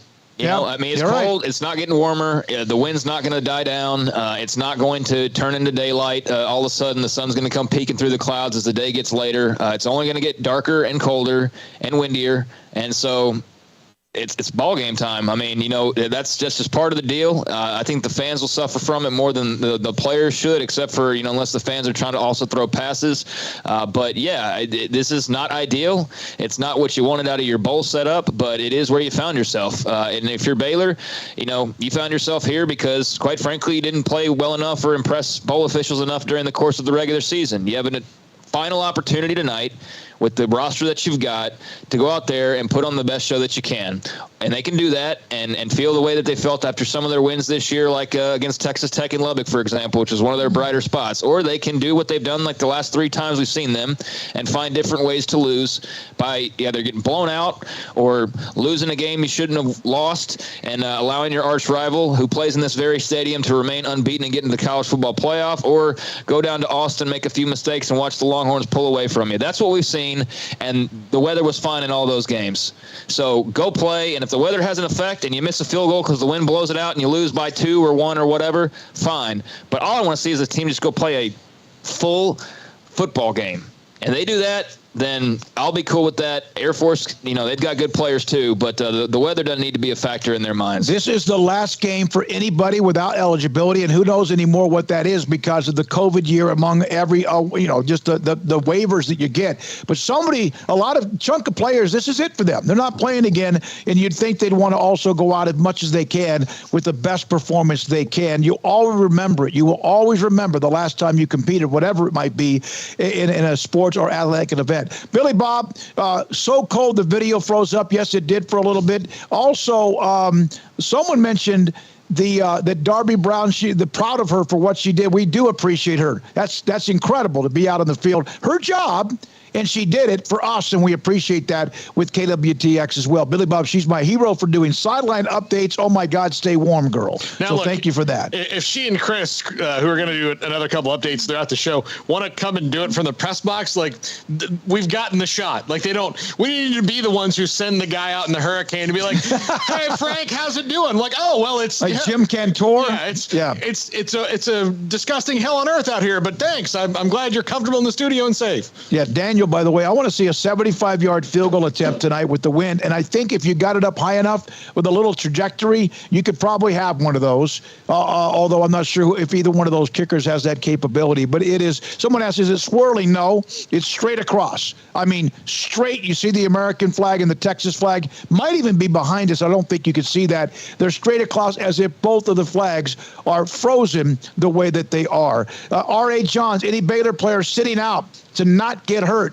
Apu Ika, their All-American candidate or All-American defensive or nose tackle, is not playing. He opted out. He's not playing in the game. A couple of players were sent home because of rules violations yesterday, over the last couple of days as well, including one of their defensive backs that plays a lot in Lorando Johnson. He is not with the team at this particular time. What type of offense does Air Force run? It's called the flex boat. It's got some triple option, I guess you could say, characteristics to it, but its actual scheme is flexible. Craig? Yes, Mark Milton's obviously also not playing in this game. He's also one of those that Dave Aranda mentioned yesterday, and yeah, there was Apu Ika and there was Mark Milton. Those guys are choosing not to play. I don't know about their level of, injury or protection or whatever. Apu is obviously getting ready for the NFL draft, and I'm not sure what Mark Milton has in mind. I'm sure a similar dream, but with Apu, it's a lot more of a sure thing and basically a guaranteed thing. It's just a matter of where he's going to fall in that. So I don't fault him for 1 second for not wanting to risk his NFL, pre-draft workouts when we've seen him go down multiple times this year and get back up ultimately. But he's a guy who's getting double teamed. He's getting triple team blocks, and it's dirty, nasty, cold outside, and it's a game. It's a stadium you played in last year in the regular season. So I don't think it's really, compared to what he has at stake. It's not a knock on him that he's decided not to play in this game by any stretch. Mark Milton, I'm not exactly sure, other than I guess he's just getting ready for whatever's next. And then, you mentioned who was the other suspension? It was Lorando Johnson and Khalil Keith at tackle. So those will matter. Apu's going to matter. Mark Milton's going to matter. So part of the deal with bowl season, and we'll see how they compensate for that. Yeah, the biggest thing you wonder, look, the Stacks and Mark Milton are not going to have to, nobody in the defensive backfield is really going to have to cover passes. So you hope the guys are going to be in there for them are good tacklers and stay in their lanes. We had Bo Morgan. You'll hear from him later in the show. But one of the things he said when it comes to this triple option that they do at Air Force is that the thing that's great about the triple option is you're not trying to block 11 guys. You're trying to block 7 or 8 guys, and you're trying to make the 3 or 4 key players in the defense take themselves out of the play by what they're, by what you do fake wise,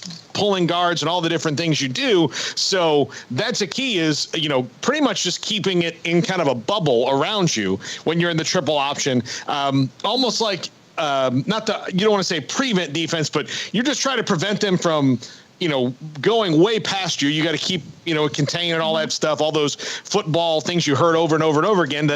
That's how they're going to have to stop Air Force. Over under, how many passes does Air Force throw today? 3. I mean, and probably under 3 because of the wind. I mean, like now, depending on where they are when they need with the wind behind them. Yeah. So, and even still, sometimes with the wind behind you, that's not as great of an advantage as you can get. All right. When we come back, we're going to get more into Air Force and also Baylor here at the Lockheed Martin Armed Forces Bowl, and also, by the way, have some graphics on the history between these two programs and the history of these two programs here at Amon Carter Stadium. This is Game Day Live, 365 Sports and KWTX. Game Day Live on News 10 is sponsored locally by TFNB, your bank for life, Advanced Pain Care, and Central Texas Plumbing Solutions. We want people to know that we don't only care about the unborn, we care about those that have been born. And we believe that we bring hope, that we save lives, and that we transform families. My name is Lisa Cheneau. I am the president of the Council for Life Central Texas Board. Our goal this year is to raise $150,000 so that we can continue to support agencies that share our mission. An accident followed by chronic pain, it can be devastating. I was in a firefighting accident and hurt my back real bad. My surgeon didn't want to complete the surgery. That's when I turned to Advanced Pain Care, and they've really kept me going. We recommended a spinal cord stimulator for Mr. Johnson. Once you turn on the stimulator, the patient doesn't feel the chronic pain anymore. The stimulator, I start seeing results immediately. You wake up and you're going, where'd the pain go? Let us help you take back your life. Call us today. Advanced Pain Care, the pain stops here. Hail damage to your roof can be costly to your home, so why not protect yourself now? Get your roof repaired or replaced by Central Texas's most trusted roofer, Centex Roof Systems. Our team will evaluate your damage and get you a quote fast so we can repair your roof quickly and efficiently. After the storm, call the name you can trust. Call Centex Roof Systems today for your quote or visit us online at centexrs.com. Your hometown roofer, Centex Roof Systems. God bless Texas.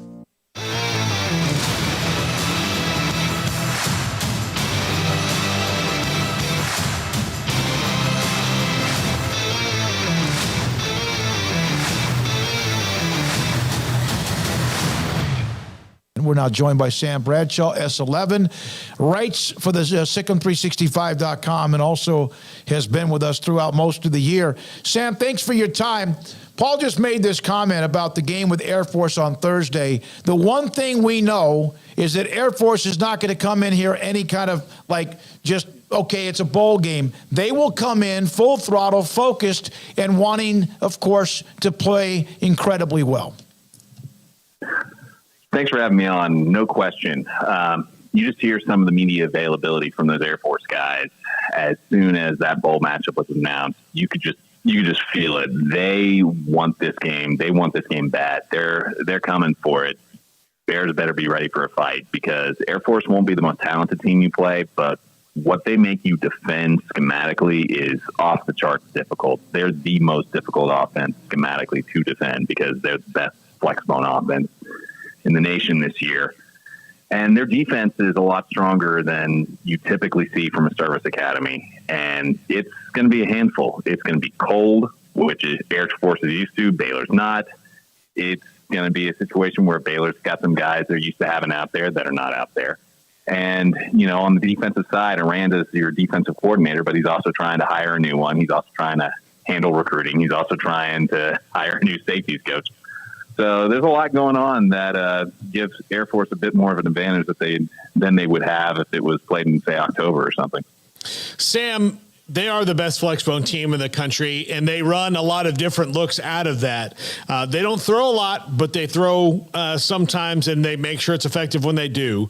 What's the scariest thing about them compared to what Baylor's strengths and weaknesses are on defense? Well, the scariest thing with the defense like that, or with an offense like that, is there's so much to prepare for, and it's not just the coaches having a good plan. It's also just how many guys you have to have on the same page doing their job, even when it's mundane. When Aranda ran into Navy back in 2009, same Navy team that almost took down number 5 Ohio State at the Horseshoe and gave Missouri a sound beating, Aranda did a really good job stopping them. But one play, a defensive tackle decides to slant out of his gap, and they couldn't run down Ricky Dobbs right after that, and 50 yards later, it's a touchdown. That was 7 of the 17 points Aranda gave up in that game, but it just shows you can defend them very, very well all game, and then they just crease you because they stress you so much laterally. They stress you so much assignment-wise. But the thing about Air Force that's just nasty, it's not just the options. They are really good at zone. They're really good at trap. They'll throw 15 different forms of trap at you. They'll throw rocket tosses at you. They'll angle you, but they also get movement on their zone blocking. I've watched some of the film of them against Colorado, and admittedly, Colorado was a bit of a dumpster fire this year, but that's a Power 5 team, and they were pushing them back on zone runs. They were getting creases up the middle on zone and trap, and Brad Roberts was getting a field day. And it wasn't just inside. They hit him with the rocket toss, and Colorado had no answer. I mean, this is a team that'll punch you. They're good. Sam, kind of drifting off topic a little bit, just not so much focusing on Air Force here, but, Aranda taking over as DC for this week, and then ultimately he'll go, find or finish off his defensive coordinator search. But, looking back now, how surprised or not surprised are you about the Ron Roberts change? I'm very surprised based off Ron Roberts' reputation, not only as a schematic coach, but a long-time tenure as a head coach, long-time tenure with Aranda in that coaching tree, and then also just known within the coaching community as being a genuinely friendly guy and everything. So for it to be kind of a culture issue is a very big surprise, but I don't know enough about the exact details to comment any further than that, but I'm very surprised at it, to say the least. I expected with some of the issues you had in the secondary that they'd make a change with the safeties coach. But Roberts definitely surprised me. On Ronnie Wheat, was he more moving on from him because of the secondary at safeties or because of special teams? Special teams certainly didn't help him, and that certainly was a regression this year after losing Powledge. I don't pretend to know exactly everything that went into that decision, but I know Aranda's got quite the burden leading up to this bowl game. I'd feel a lot better about it if it was played after Christmas, like the other one that was in that flex pick for the bowl order for the Big 12. But, given enough time, I think Aranda can do a good job scheming these guys. he came out with a couple different plans in that game against Navy. He had one where it was a 4-down front, and they were two-gapping both guards with the defensive tackles, and then the defensive ends were two-gapping the offensive tackles, which really gave Navy's triple option some fits. But what really got me is they went to like a 3-3-5, and the way they played their corners and the way they played their defensive ends, Navy couldn't get the triple going on them at all. I mean, it was almost like teaching tape watching them just cut them down. It was impressive to see.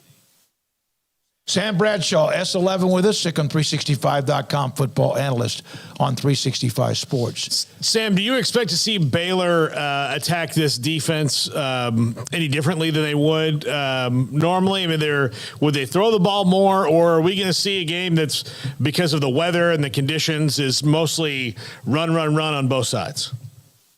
I think it's going to be more run than they otherwise would be due to the weather. But I felt like Baylor's going to live and die with that for the most part anyway. I mean, I don't anticipate Air Force just giving you man coverage after man coverage. They'll do it situationally when they think they can get you off the field, but they also are aware if you did a 100-meter relay team for your secondary and the Baylor receivers, it's probably not going to go well for the Falcons. That's a lot of speed to give single coverage risk to a lot of time. I think, with Baylor, you're going to base out of that run game. You're built on reliable, violent offense, that wide zone, that frontside toss, and then a lot of the different counters that you have to those plays. So it was always going to be run. And this game probably has the lowest number of possessions in all of bowl season, especially with Army and Navy not playing anybody. This game is going to go by quick, which people in the stands will probably be happy with because it's going to be, 10, 20 degrees outside. Yeah. But, yeah, they're going to base out of the run, and they're going to make Air Force show that they can stop it. Wyoming was able to get some movement on them on the ground. And Wyoming is not some exceptional offense, but in the trenches, they were able to move this sound Air Force defense around. Sam, what do you think the focus has been, or what would you assume the focus has been with Blake Shapen over the last 3-4 weeks? I think obviously they're in the film room studying their opponent, but I think just settling them down, getting back to the basics, just mechanics, and then not trying to do too much, just focusing on do your job, do your 111. And I think a lot of the improvement we're going to see from him is going to come over the offseason. But, for the most part, even though the interceptions were up, a lot of those were tip drills. There were very few of those where I just was looking at it and going, all right, that guy just made a completely dumb decision. It was either late or it was high or something like that. But as far as the defense is giving me this, I'm going here, that part of it didn't worry me, if that makes sense. It's more just, can you be consistent with your mechanics so that your naturally accurate throwing ability comes to the forefront? So low possessions. Brad Roberts is a force offensively. They got a pretty stingy defense. Just what are your kind of, in summation, your feelings on Baylor's chances here and kind of your expectations for this game? I think Baylor is the better team and should win. Air Force does a good job of being a disruptive defense, but their total stats and a lot of just their raw statistical totals are really sound. But a lot of the offenses they've played have been pretty weak. I mean, when FCS Northern Iowa, a Boise State team that completely reshuffled their offense midseason, and Utah State, when those are the best three offenses you've played that aren't flex bone, you really haven't been tested. And against teams like Nevada, against teams like Wyoming, Colorado, Utah State, Boise State, teams that Baylor was able to move the ball on pretty successfully, like CCU, Texas State, and BYU, compared pretty evenly to Air Force. So I'm expecting Baylor's going to be able to move the ball on these guys pretty well. Obviously, the weather's going to make that a little tougher. So it really comes down to, can you stop that flex bone? And more importantly, can you stop Brad Roberts when they're not doing the flex bone? Because Colorado couldn't and several other teams couldn't. Sam, thank you as always. Sam Bradshaw, S11, SicEm365.com football analyst with us. And Edward Jones Financial Advisors Ben Erlinson, Chuck Verno, Brad Wilson, and Cam Heathcott understand these are difficult and changing times we live in, but they know how important your financial investments are to you. So is your financial advisor staying in touch with you and helping you navigate today's financial climate? Invest with Edward Jones Financial Advisors Ben Erlinson, Chuck Verno, Brad Wilson, and Cam Heathcott, who invest their time and experience back to you and your money. And like coaching athletes, investing money is about time, patience, and encouragement. Contact Ben Erlinson at 254-759-8533, Chuck Verno at 720 North 64th Street, Brad Wilson's location at 250 Sharon Drive in Woodway, and Cam Heathcott in Conroe. Edward Jones Financial Advisors Ben Erlinson, Chuck Verno, Brad Wilson, and Cam Heathcott, proud sponsors of 365 Sports. Edward Jones, making sense of investing, member SIPC.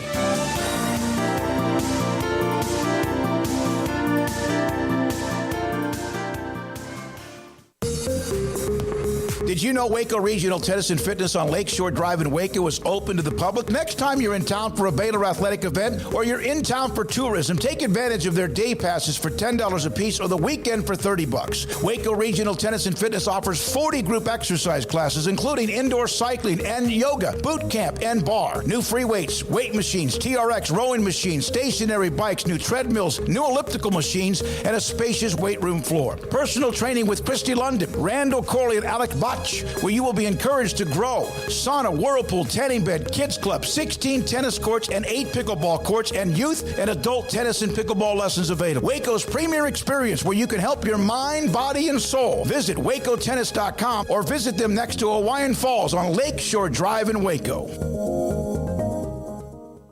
Pizza, burgers, and Bears football. There's no place around Waco that serves them all other than Bubba's 33. Come show your green and gold and enjoy some of Waco's best food and beverages while watching your favorite team, the Bears. When real Bears fans get hungry, Bubba's 33 is the #1 spot for ice-cold drinks, hand-stretched, stone-baked pizzas, and bacon-infused burgers. Join us for indoor or patio dining. Bubba's 33, Waco's restaurant and proud supporter of Baylor Bears football. Sick 'em, Bears!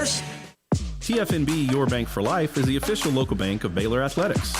Find out why more Central Texas are making TFNB their bank for life. Sign up for our Edge checking and savings accounts to earn interest or cash back. With 5 convenient locations and an award-winning mobile app, banking has never been easier. TFNB Your Bank for Life. Member FDIC.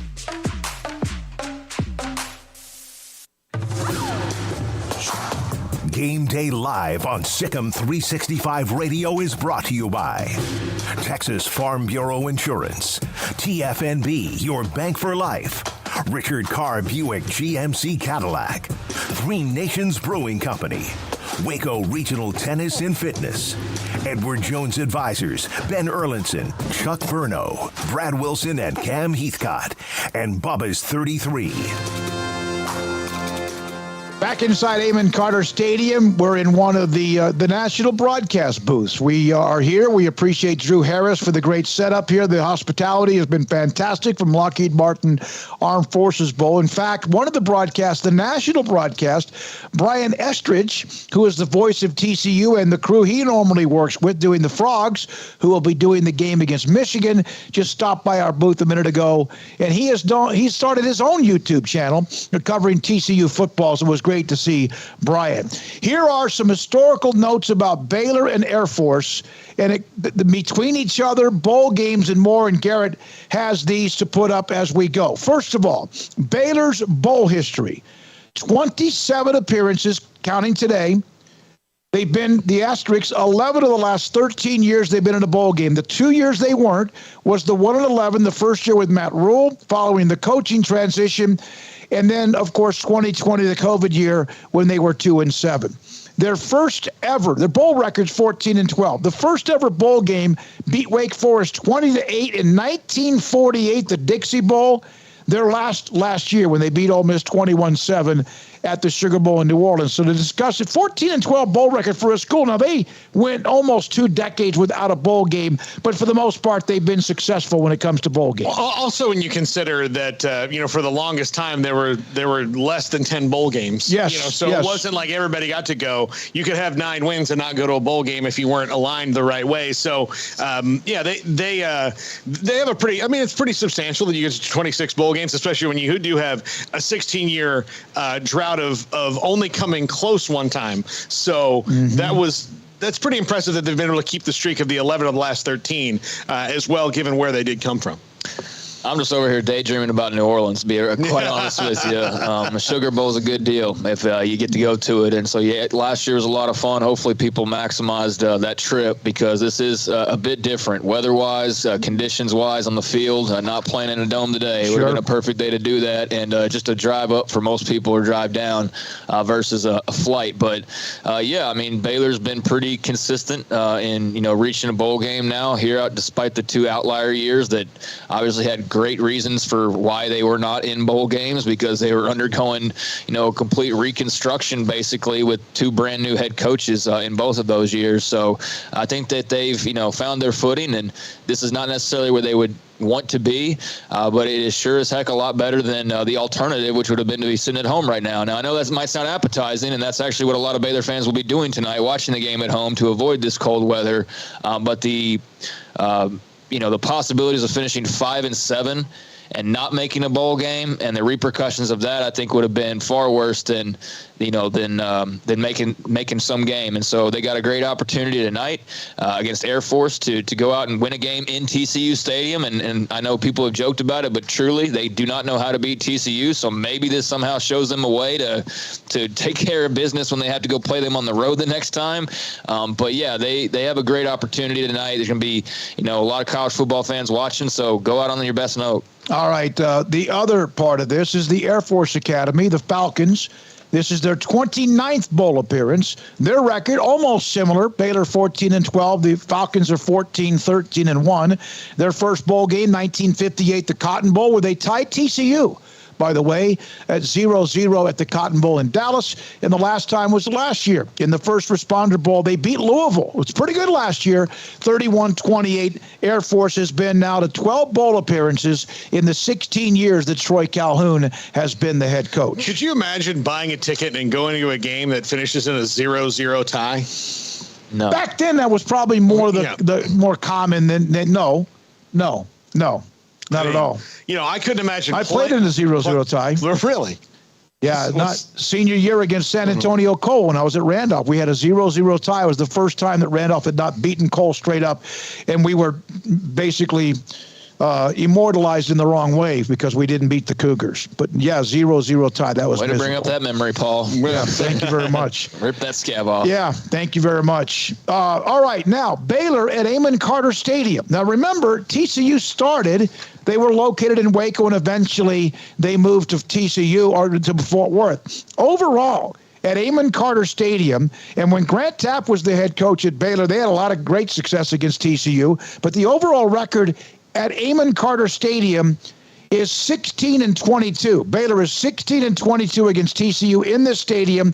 Overall, 19-24 when they have played in Fort Worth before Amon Carter Stadium opened, I think, like in 1930. Yeah. I keep forgetting that this is still the same stadium. Like every time I come here, I know it's still Amon G. Carter Stadium, but it is. They've done so many renovations. They did a great job with the renovation. The first time I came here and sat in front of a swamp cooler in September, it was a nightmare. They had an elevator that went 5 or 6 floors up that I promise you was more dangerous than getting up on a roller coaster that maybe lost the brakes, because it was a very dicey and took forever to get up to where you needed to be at the press box. You just looked at the wall, the brick wall. There was like a door. Like being in an MRI machine. You look at the brick wall, you're like, oh my God. If that would have ever stopped on the way up, I would have absolutely just jumped out because I'm so claustrophobic. Air Force at this stadium, 1-9 overall. Bowl games here, because they've played in this Armed Forces Bowl quite a bit, they're 1-4. So they have not had success here back in the day when they were a part of the same conference. Oh, so both teams stink. Absolutely. The series between the two teams. Baylor has not lost to Air Force. Not a lot of games, but they had a couple of games back-to-back in 1961 and 62, 1977, and then Baylor and Air Force here tonight at Amon Carter in the Lockheed Martin Armed Forces Bowl. So there's some history between these two teams. We have heard from Sam Bradshaw, who broke down X's and O's between both Baylor and Air Force and how this thing lines up. Coming up next, a guy that ran this offense, the flex bone from Dallas Fort Worth, Bo Morgan. He and his brother Blaine had great success as quarterbacks with the Air Force Academy. And Bo Morgan on the history, tradition, and his thoughts on this game is next on 365 Sports Game Day Live here on KWTX. Central Texas Plumbing Solutions is the team you can count on to go the extra mile and resolve your plumbing problems quickly and thoroughly, getting it done right the first time. We want to wish the Big 12 champion Bears great success this season. Sick 'em Bears. I'm Carol Weaver with Waco Mattress Center. Central Texas has grown a lot, and so has the Weaver family. We've been selling the best mattresses at the best price right here on Valley Mills Drive for over 20 years. With brands like Sealy, Stearns & Foster, and Beauty Rest, we've sold over 400,000 mattresses. Our family would like to thank you for choosing Waco Mattress Center. I'm Carol Weaver, your local mattress expert. Thank you for your business and keeping it local. Waco Mattress Center.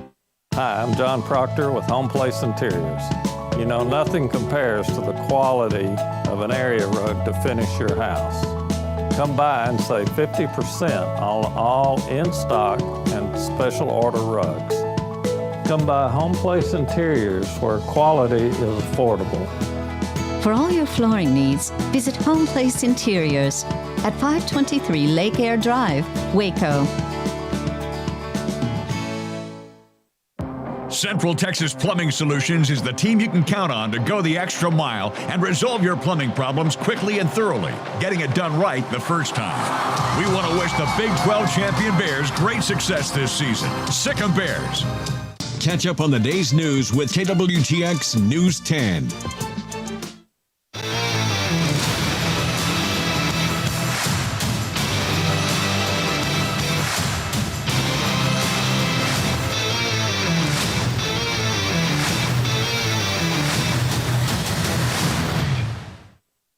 Baylor and Air Force, and we're now joined by former Air Force quarterback Bo Morgan. He joins Craig, Paul. I'm David Smoak on 365 Sports. Bo, thank you so much. We appreciate your time. What did it mean to play for one of the military academies?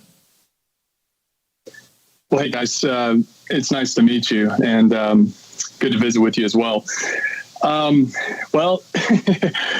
Playing for an academy, I'll just speak for the Air Force Academy since that's my experience.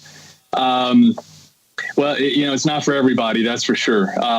You really have to want to play football to be able to play at a place like that, just simply because it's so demanding otherwise. And so much of your time and energy is spent just getting through school and everything else you have to deal with. And so, it was a tremendous experience for me. I look at the relationships and the quality of the people, my teammates, the coaches we had. What a special place. I mean, it was just that's one of the reasons I went to the academy, was just thinking that it would be the kind of place where I'd want, have an opportunity to just be with the people of high character and people that you kind of really enjoy being around and competing with and learning from and sharing life with. And that my experience lived up to that. I mean, I have lifelong friends, and there's a brotherhood at a place like the academy because you go through such a rigorous program across the board. You just become very, very close. You connect across social barriers, racial barriers. It's a really unique place, and I'm really thankful for that experience. For them to be as consistent as they have been since you were there in the 90s, I mean, there's not really been long stretches of dip. You have a year where it doesn't really work out. How have they been able to maintain that? Whereas, I mean, especially if you look at Army and Navy, they've had maybe a little bit less consistency in that over the longest stretch of the time. Yeah, that's a great question. I don't know if I'm qualified to answer it, but what I would say to that is the quality of the leadership and the coaching from Coach DeBerry, and now with Coach Calhoun. Coach Calhoun was actually my freshman year quarterbacks coach at Air Force. Mike Thiessen, the offensive coordinator there, is someone I coached when I was a GA the year after I graduated, and Mike was a freshman. So my point is there's just kind of a connectedness across the different generations and decades, and a lot of the staff now at Air Force it consists of former players who understand what it means when they sit down with a parent and with a prospective recruit. You know, they can tell them firsthand what they're getting into and, you know, what the value of that educational experience is because they did it themselves.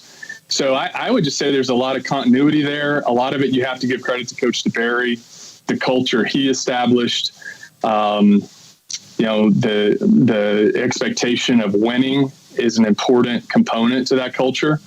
And then Coach Calhoun has, in a different way, I mean, albeit very much a different style than Coach DeBerry, but he has been able to just carry on that consistent competitive environment. The other thing I would say is that they do a great job of identifying players from high school who have just a really, really high competitive, and what I call a competitive intelligence. I mean, just guys who they really enjoy competing, probably have a chip on their shoulder.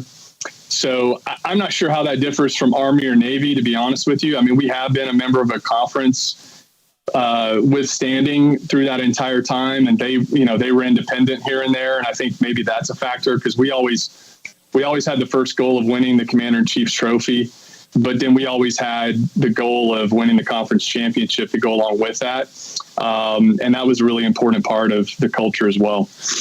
Bo, I got to ask this question. There's not a lot of teams that run any kind of a triple option or whatever. We've seen some that have played with it. Obviously, the academies do it, and they've been successful. Colorado won a national championship back in 1990. We know what Nebraska's history was with the triple option, the I formation. They got away from it because of speed of defenses, and it seemed like everybody got pass happy in a way. But isn't the spread really almost a form of the option of spreading people out, except it's just that you throw the ball a lot more? Yeah, I think probably it depends on what spread you're talking about, but at the same time, it's funny. It's obviously the name is on everybody's mind, but I think I remember a quote from Mike Leach about this. Mm-hmm. You know, he basically said, hey, the spread is essentially taking triple option concepts and expanding those out further away from the football. So, you know, I can speak more from the option perspective, but I think you look at it and the concepts are very similar. The beauty of the triple option, as you guys probably realize already, is that you can level the playing field because you're not blocking everybody, or you're not even trying to block everybody on defense. You're actually a lot of times scheming to unblock the best players on their defense, and whatever they do from a reaction perspective is going to be wrong if you execute correctly. So the mindset of the option offense, and where there are probably a lot of similarities with other spread schemes, is that whatever the defense does, we have an answer for. That was how we approached the game. I mean, there were times as a quarterback that I would think, we played Notre Dame when they were ranked number 8 in the country in South Bend, and beat them actually. And they were so good on defense. I just thought, oh man, we may not even gain a yard. But the reality is that because of the speed, if you can execute the triple option offense, it's really, really difficult to stop because it's just, it really comes down to the execution and can you get the right angles? Can the quarterback get the team in the right play? And then if you have a couple players on offense that can break a tackle, now all of a sudden and you can throw the football, that really changes things with the triple option and really opens things up. When it's executed well, it's a lot of fun to watch, and it's a lot of fun to play in. So. Unless you're a defensive coordinator. We do appreciate your time, Bo. We appreciate what you represent and also where you came from as far as not only Texas, but also the Air Force Academy. Well, hey, thanks, guys. Thanks for having me on. Should be hopefully a good game on Thursday, huh? I don't know what you guys think about it, but I do follow Baylor because of what I mentioned, and it's a great opportunity for Air Force. I'm hopeful Air Force can stay on the field with Baylor, to be honest with you. But Air Force is usually a tough out. They'll be well prepared. They probably will not beat themselves if they play the way they should play. I just don't know if they're talented enough to play with Baylor, to be honest. But I'm just hoping for a good ball game. Baylor needs a win. I think Air Force will be focused, locked, and loaded. Baylor's been kind of in this little funk. They sure do need a win. There's no question about it. It ought to be a hell of a game. Bo, we appreciate you very much for being a part of the show with representing the Academy and also the Falcons football team, and thanks for your time. Hey, thanks, guys. All the best to you. You too. Bo Morgan, his brother Blaine, also the former quarterback at Air Force. Game Day Live on News 10 is sponsored locally by TFNB, your bank for life, Advanced Pain Care, and Central Texas Plumbing Solutions. Find the perfect mattress for the way you sleep from Du Bois Furniture. We have a great selection of Tempur-Pedic and Stearns & Foster mattresses in stock and ready for delivery. Celebrate the season with better sleep from Du Bois Furniture. Centex Roof Systems has been serving Central Texas and Waco since 1987. Built on old-fashioned family values, core beliefs, and morals, we strive to go above and beyond to make your project run as smoothly as possible. When you call your hometown commercial roofer, you know we'll exceed expectations to provide unique solutions for your roofing needs, payment options, and even insurance claims. Big or small, there's no job that Centex Roof Systems can't handle. Your hometown commercial roofer. At Dr. Smiley, you're always our top priority. Dr. Lee, Dr. Lim, and the friendly staff are committed to delivering exceptional and professional care in general, family, cosmetic, and emergency dental services. Get $24.99 implant, abutment, crown, 3D CT scan, and consultation. Dr. Smiley accepts Medicaid and most dental insurance. Call Dr. Smiley today at 254-732-2606 and book your appointment today. Celebrate the season and save at Du Bois Furniture. With 2 beautiful, fully stocked showrooms of furniture, you'll find on-trend furniture to help you celebrate the season in style. At Du Bois Furniture, serving the heart of Texas for over 61 years.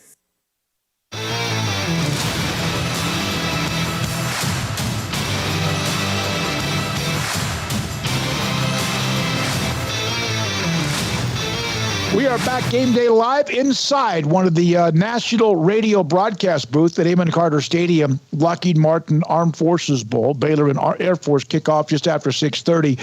Yesterday, National Signing Day. That didn't stop. There's players still signing, players still in the transfer portal. And Baylor today, Paul and Craig, picked up Dominic Richardson, running back from Oklahoma State, who scored a touchdown against them at McLean Stadium this year, and also Clark Barrington, who also, the brother of Campbell, who committed and signed with Baylor. He now will join Eric Mateos and his offensive line group starting in 2023.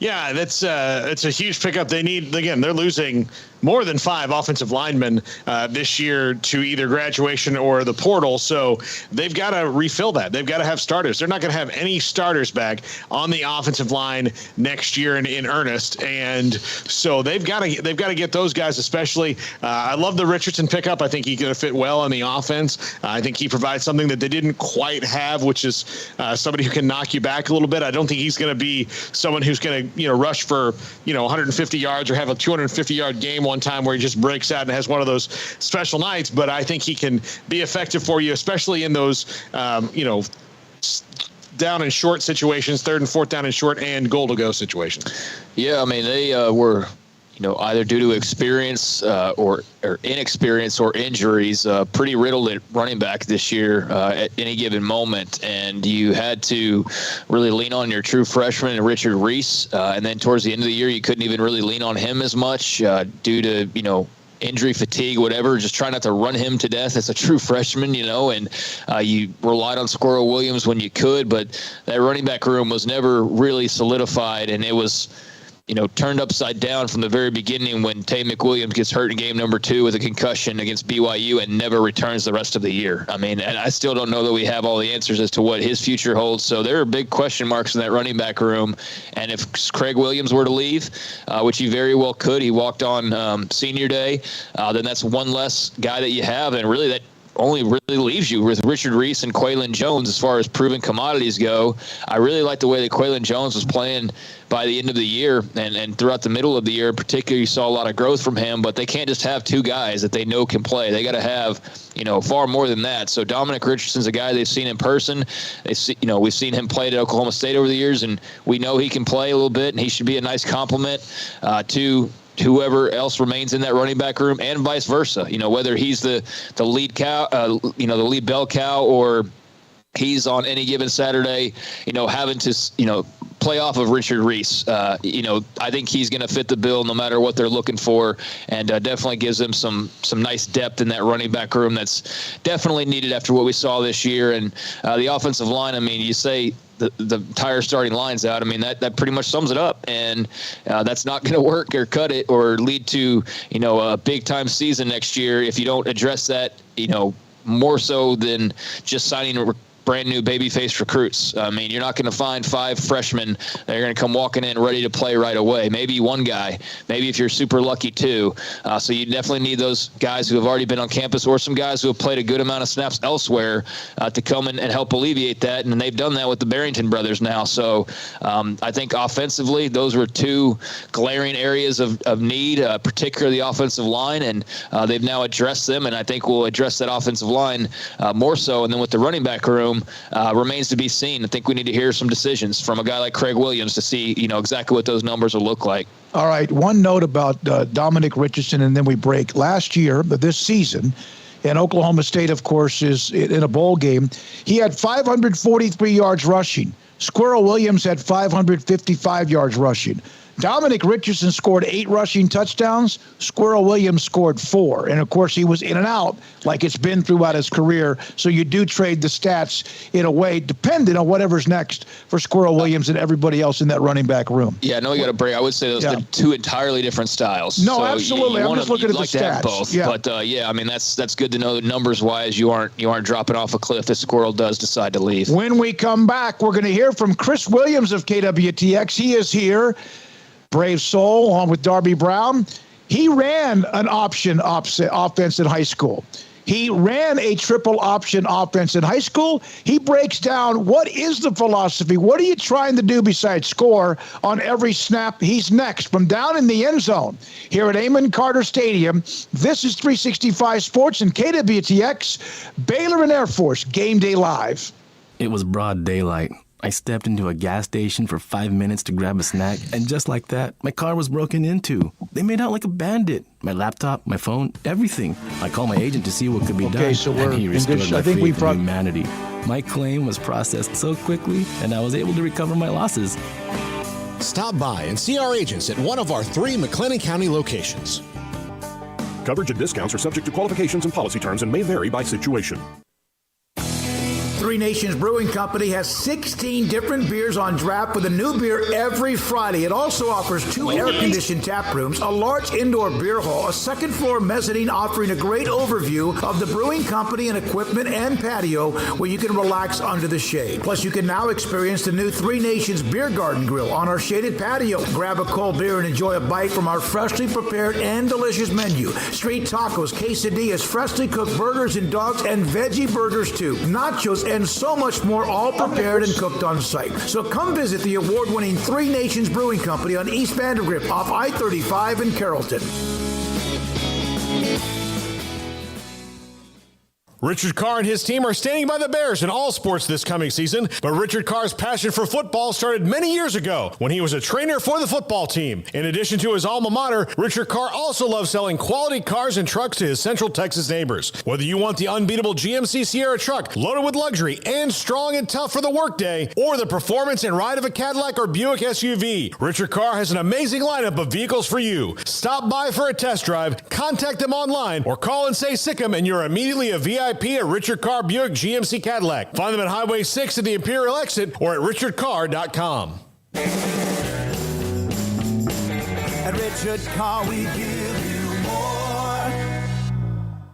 Pizza, burgers, and Bears football. There's no place around Waco that serves them all other than Bubba's 33. Come show your green and gold and enjoy some of Waco's best food and beverages while watching your favorite team, the Bears. When real Bears fans get hungry, Bubba's 33 is the #1 spot for ice-cold drinks, hand-stretched, stone-baked pizzas, and bacon-infused burgers. Join us for indoor or patio dining. Bubba's 33, Waco's restaurant and proud supporter of Baylor Bears football. Sick 'em, Bears! TFNB Your Bank for Life is the official local bank of Baylor Athletics. Find out why more Central Texas are making TFNB their bank for life. Sign up for our Edge checking and savings accounts to earn interest or cash back. With 5 convenient locations and an award-winning mobile app, banking has never been easier. TFNB Your Bank for Life. Member FDIC.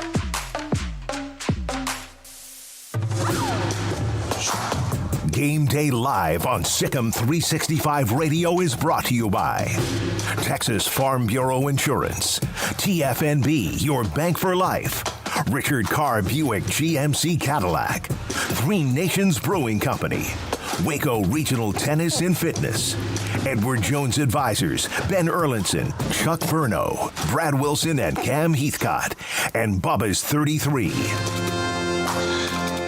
Back here inside Amon Carter Stadium, Fort Worth, home of TCU, but tonight it's Air Force and Baylor in the Lockheed Martin Armed Forces Bowl. And we know what Air Force runs. They run that flex bone. They have the option game. That's what most of the military academies have run, Army, Navy, and Air Force, to some certain tweaks along the way.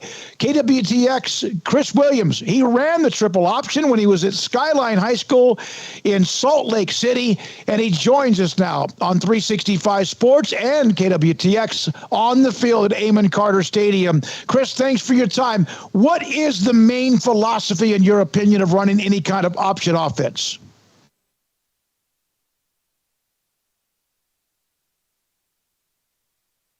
Garrett, we can't hear Chris. I got it. Hang on. Okay, we don't have Chris yet locked in. We see him. He's down there trying to move around to keep himself warm during this now -5 degree wind chill, which has bounced back and forth between -3 and -5 most of the last hour or two. Chris ran the option when he was a high school player. He gave me a text earlier, or sent me a text earlier in the week. He goes, hey, I can kind of get into the philosophy of it and much, much more. Now joined by Chris Williams of KWTX on Game Day Live. No? Yeah, Garrett told me to try now. All right, Chris, are you there? And if you are, what is the main philosophy when you run an option offense like you did in high school, or what Air Force, the academy, does? Nope, we don't have him. Okay. We'll try to see if we can set that up here. Hey, let's do this. The other bowl games in the Big 12. Tonight, the first of the Big 12 teams, Baylor and Air Force here in Fort Worth. 20, and then everything else is after Christmas. There's a couple of things you want to do. You don't want to have to play a bowl game before Christmas, and you certainly don't want to play in your arch rival stadium, but that is what Baylor is doing here tonight. Oklahoma State, Wisconsin will play on the 27th. Kansas and Arkansas the following day. Texas Tech, Ole Miss that same day. And then the 29th, you have Oklahoma, Florida State, Texas and Washington. Texas, Washington, of course, is down in San Antonio. And then on the New Year's Eve, huge day for the Big 12 with Kansas State, Alabama, and then also TCU, Michigan as one of the semifinal games in the college football playoffs. Can you imagine if, in fact, they're not favored to win, but what a great day that would be if the Big 12 could have some success in those games on New Year's Day, New Year's Eve. It'd be huge if TCU can beat Michigan. I mean, look, Craig and I talked about this yesterday. TCU did already, squeezed the juice out of their best season ever, faster than Baylor did out of their best season ever. So, Dave Aranda can maybe learn something from what Sonny Dykes did and was able to capitalize so unbelievably quickly. If you look at what they did, not only recruiting high school players, but what they've done in the transfer portal to have guys coming into the program now. So I think that it'd be absolutely enormous for them given what they've already done in such a short amount of time. Yeah, I mean, I don't know. it'd be a great opportunity for the Big 12, and Big 12 folks have been through a lot, but I am not going to be like the SEC guy and root for everybody to give the Big 12 a great bowl record. I mean, to your point, it would be giant for the conference, and it would be much needed for the conference. But it's a great opportunity for TCU in particular.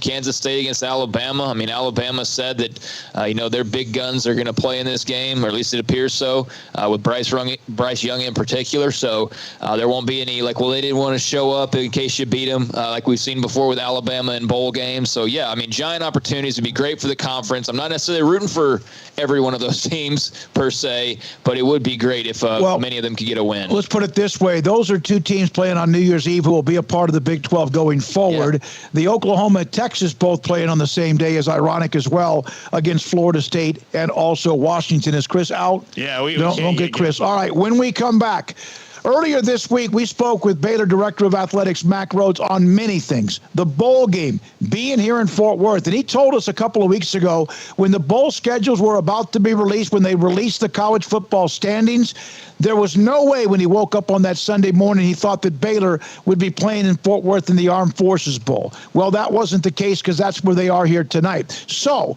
when we come back, Mack Rhoades on this bowl game, on Baylor's football program. Have they taken advantage, or did they take advantage of 12-2 last year? And a lot about the transfer portal, NIL, and his thoughts about the Big 12 football schedule for next year being delayed and delayed and delayed. In his own opinion about that. This is 365 Sports and KWTX. We do appreciate you being here, and this is Game Day Live. Central Texas Plumbing Solutions is the team you can count on to go the extra mile and resolve your plumbing problems quickly and thoroughly, getting it done right the first time. We want to wish the Big 12 champion Bears great success this season. Sic 'em Bears. I see many people who've had their life turned upside down by an injury. I crushed my hand and broke it in 8 places and had soft tissue damage. I got a spinal cord stimulator and my device stopped working and I was devastated. We had to find a new neurosurgeon through Advanced Pain Care. They took care of all of it for me. They got everything back together where I can function. Let Advanced Pain Care help you take your life back. Call today for a same-day appointment. Advanced Pain Care, the pain stops here.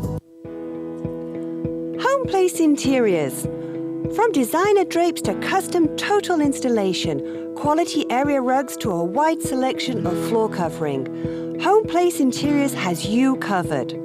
With over 40 years of experience, you can trust John Proctor and his knowledgeable staff to help you with your next home project. Home Place Interiors, where we do business the old-fashioned way, on a handshake. Central Texas Plumbing Solutions is the team you can count on to go the extra mile and resolve your plumbing problems quickly and thoroughly, getting it done right the first time. We want to wish the Big 12 champion Bears great success this season. Sic 'em Bears. KWTX has the most advanced technology, powered by Johnson Brothers Ford.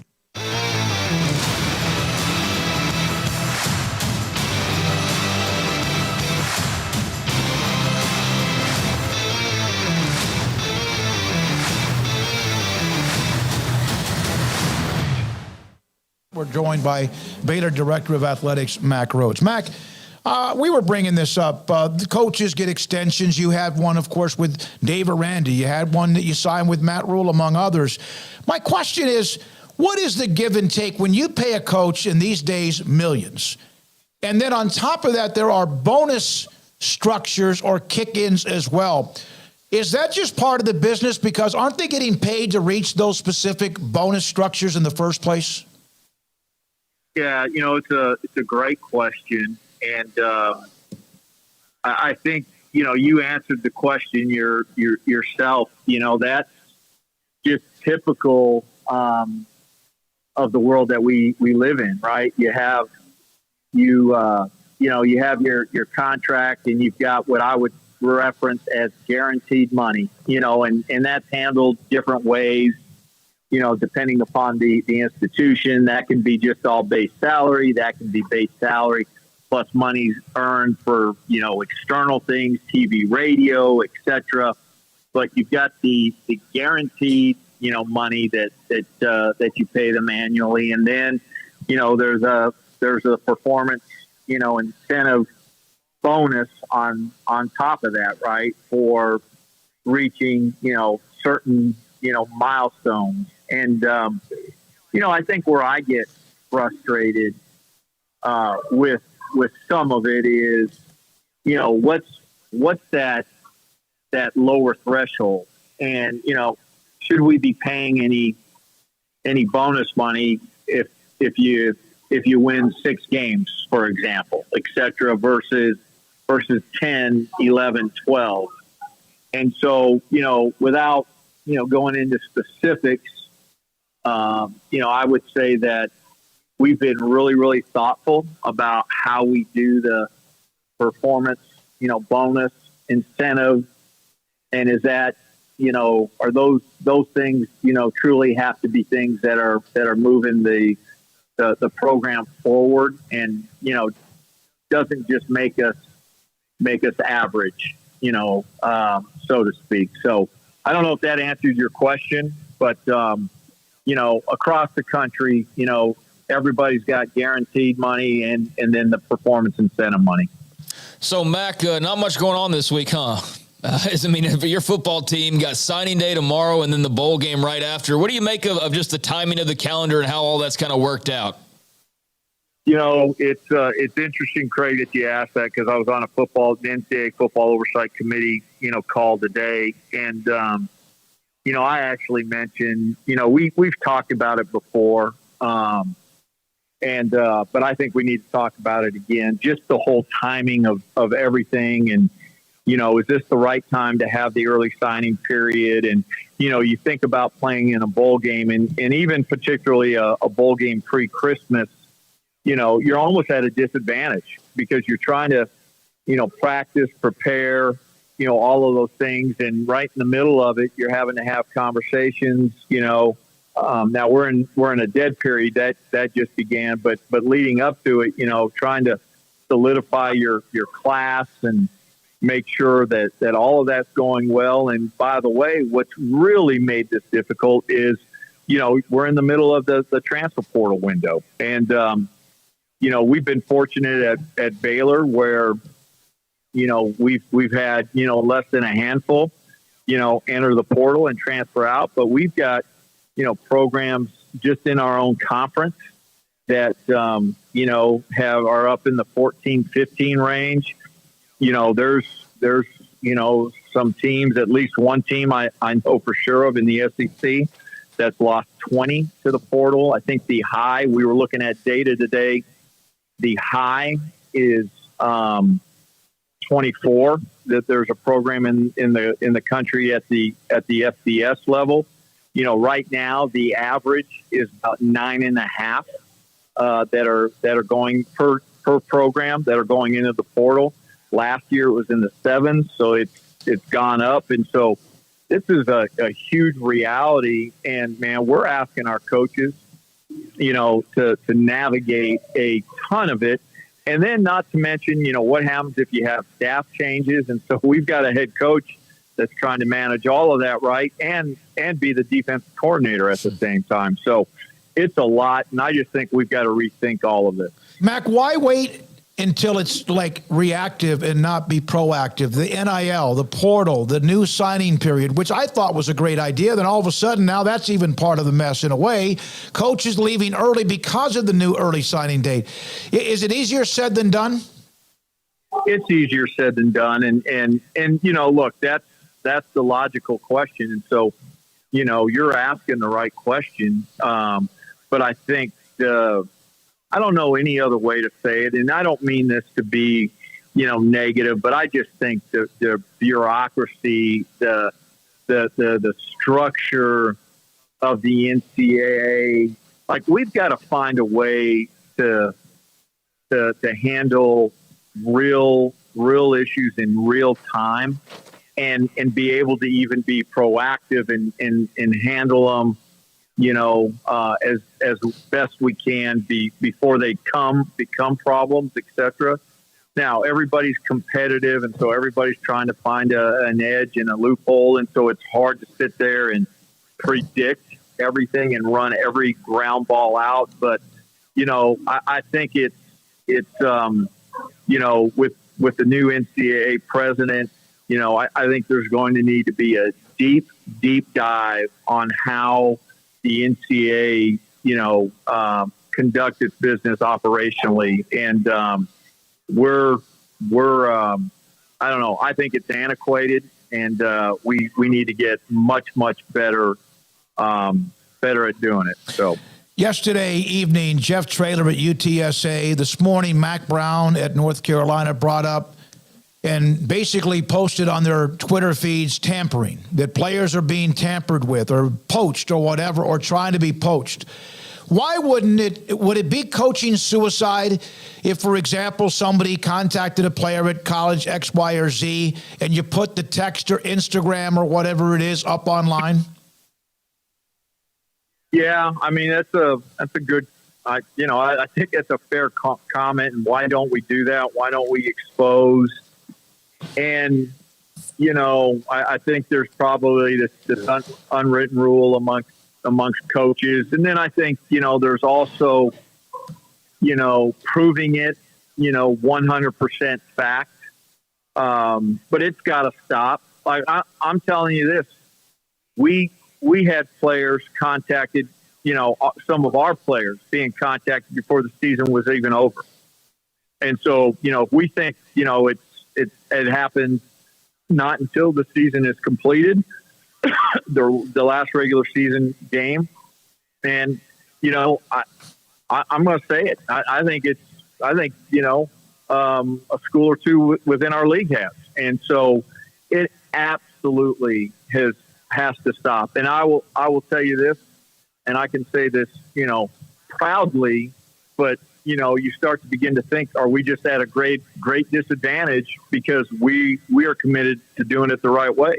And I can tell you this, Baylor's not tampering. Baylor's not, calling, and want to see if players are willing to transfer to our place. And we're not doing it through a third party in a roundabout way, et cetera. And so, I am proud of Coach Aranda and our staff, the way we're handling it. But those that aren't handling it right, it needs to be stopped. If you found a coach do that, would he be done? Yes. Mack Rhoades, Baylor Director of Athletics, with us on 365 Sports. One final thing.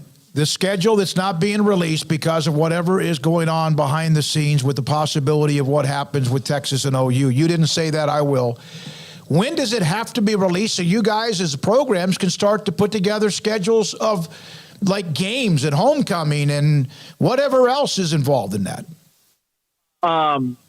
So it's, it's a great question. And I just don't see how we can go any longer than mid-January. That's my personal opinion. That's not, anybody else's. But yeah, I just, in fairness to everybody, I don't see how it can go beyond that.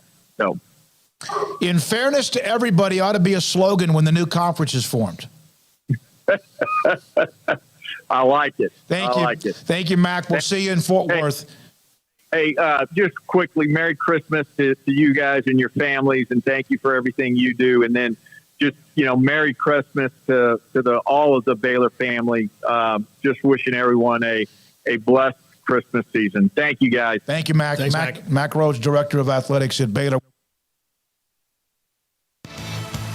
Game Day Live on News 10 is sponsored locally by TFNB, your bank for life, Advanced Pain Care, and Central Texas Plumbing Solutions. Hail damage to your roof can be costly to your home, so why not protect yourself now? Get your roof repaired or replaced by Central Texas's most trusted roofer, Centex Roof Systems. Our team will evaluate your damage and get you a quote fast so we can repair your roof quickly and efficiently after the storm. Call the name you can trust, Centex Roof Systems. We want to thank all our customers for their support and wish you and your family a Merry Christmas and a Happy New Year.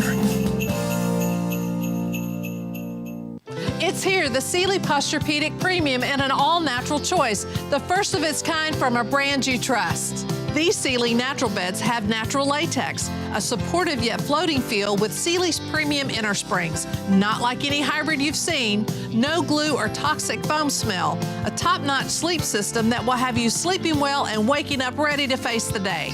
Waco Mattress Center, your local mattress experts. I'm Carol Weaver. Thank you for your business and keeping it local. At Dr. Smiley, you are always our top priority. Dr. Lee, Dr. Lim, and the friendly staff are committed to delivering exceptional and professional care in general, family, cosmetic, and emergency dental services. Get $24.99 implant, abutment, crown, 3D CB CT scan, and consultation. Dr. Smiley accepts Medicaid and most dental insurance. Call Dr. Smiley today at 254-732-2606 and book your appointment today.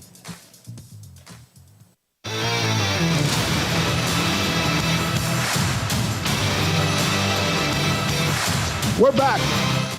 Game day live at Amon Carter Stadium. We just had the Air Force flyover, the ceremonial flyover. Kickoff is about 45 minutes or so away. Of course, the weather conditions, I'm sure, affecting when that happened. Down on the field, in fact, is Darby Brown, KWTX. She joins us from the field at Amon Carter Stadium. And God bless you again, Darby, for being where you are and doing this as well. Did you experience the flyover yourself? I did, and that was really cool, especially, just kind of extra special when you have the Armed Forces Bowl. So, yeah, we're ready to play some football down here. The Bears are warming up. They have helmets with the BU flag, American flag emblem on it as well. So, it's almost game time.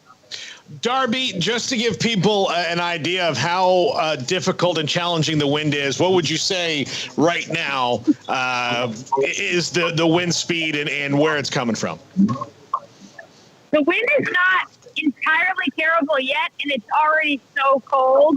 So I can only imagine it's going to pick up, and, it's going to be feeling even worse. But this has got to be the coldest I think I've ever been in my life, just to put it in perspective. Darby, I noticed there's a little uniform upgrade for the Bears, or at least a thematic, little helmet sticker for today's game.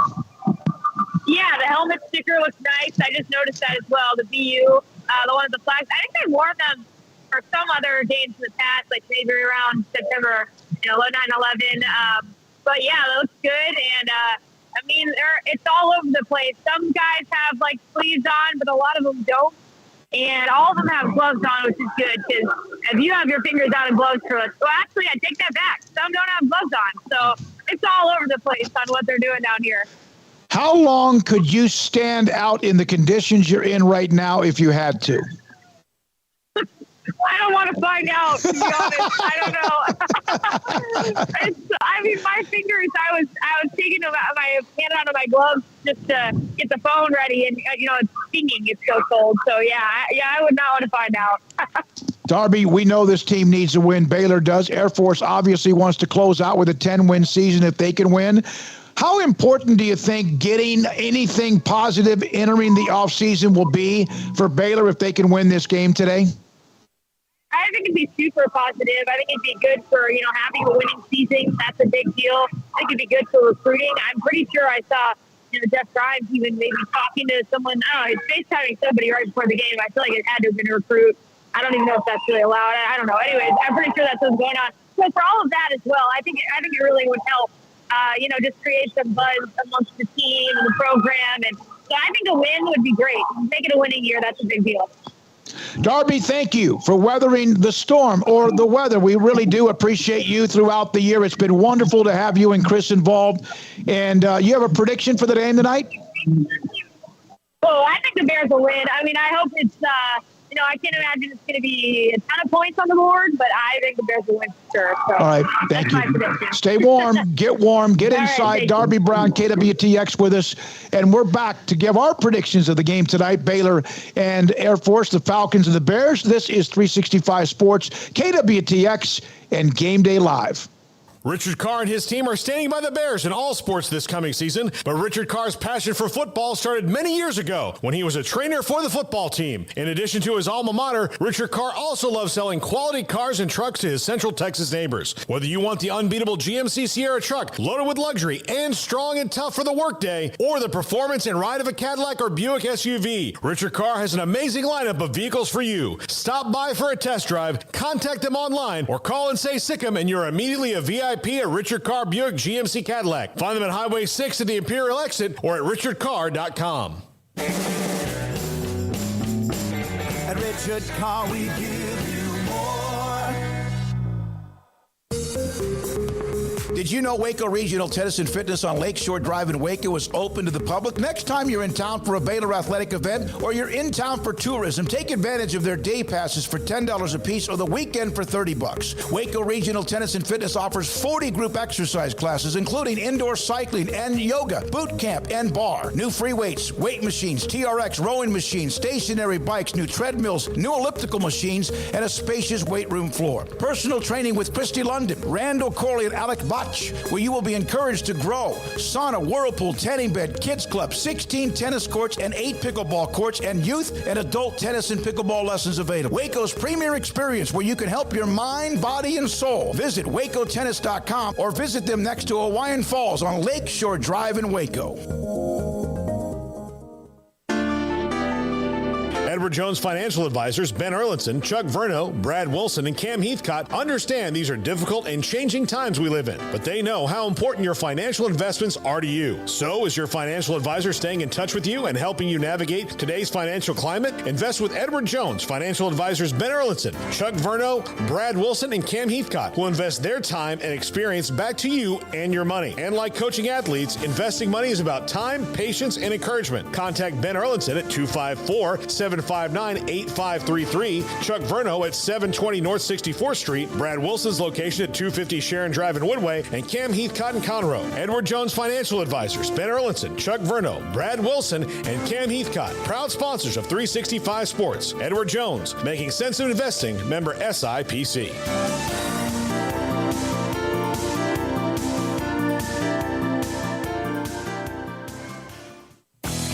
Three Nations Brewing Company has 16 different beers on draft with a new beer every Friday. It also offers 2 air-conditioned tap rooms, a large indoor beer hall, a second-floor mezzanine offering a great overview of the brewing company and equipment and patio where you can relax under the shade. Plus, you can now experience the new Three Nations Beer Garden Grill on our shaded patio. Grab a cold beer and enjoy a bite from our freshly prepared and delicious menu. Street tacos, quesadillas, freshly cooked burgers and dogs, and veggie burgers too. Nachos and so much more, all prepared and cooked on site. So come visit the award-winning Three Nations Brewing Company on East Vandergrift off I-35 in Carrollton.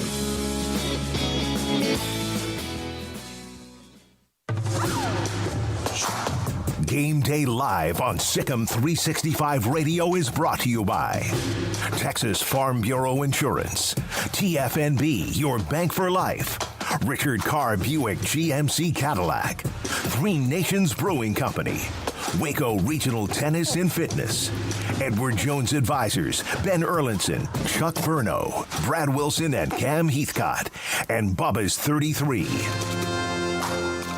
Back at Amon Carter Stadium, Baylor and Air Force just over a half an hour away from kickoff here at the Lockheed Martin Armed Forces Bowl. We're about to give our predictions on the game. We've asked those of you in the chat room for that as well, and we do appreciate your time with us since we opened up the show at 3 o'clock this afternoon. Our game day show began, of course, at 4:30. Air Force is 9-3. They lost to Wyoming by 3. 7 to Utah State, lost by 5 to Boise State. So their 3 losses have all been a touchdown and or less. They've won 4 straight, including games against Army, New Mexico, Colorado State, and San Diego State.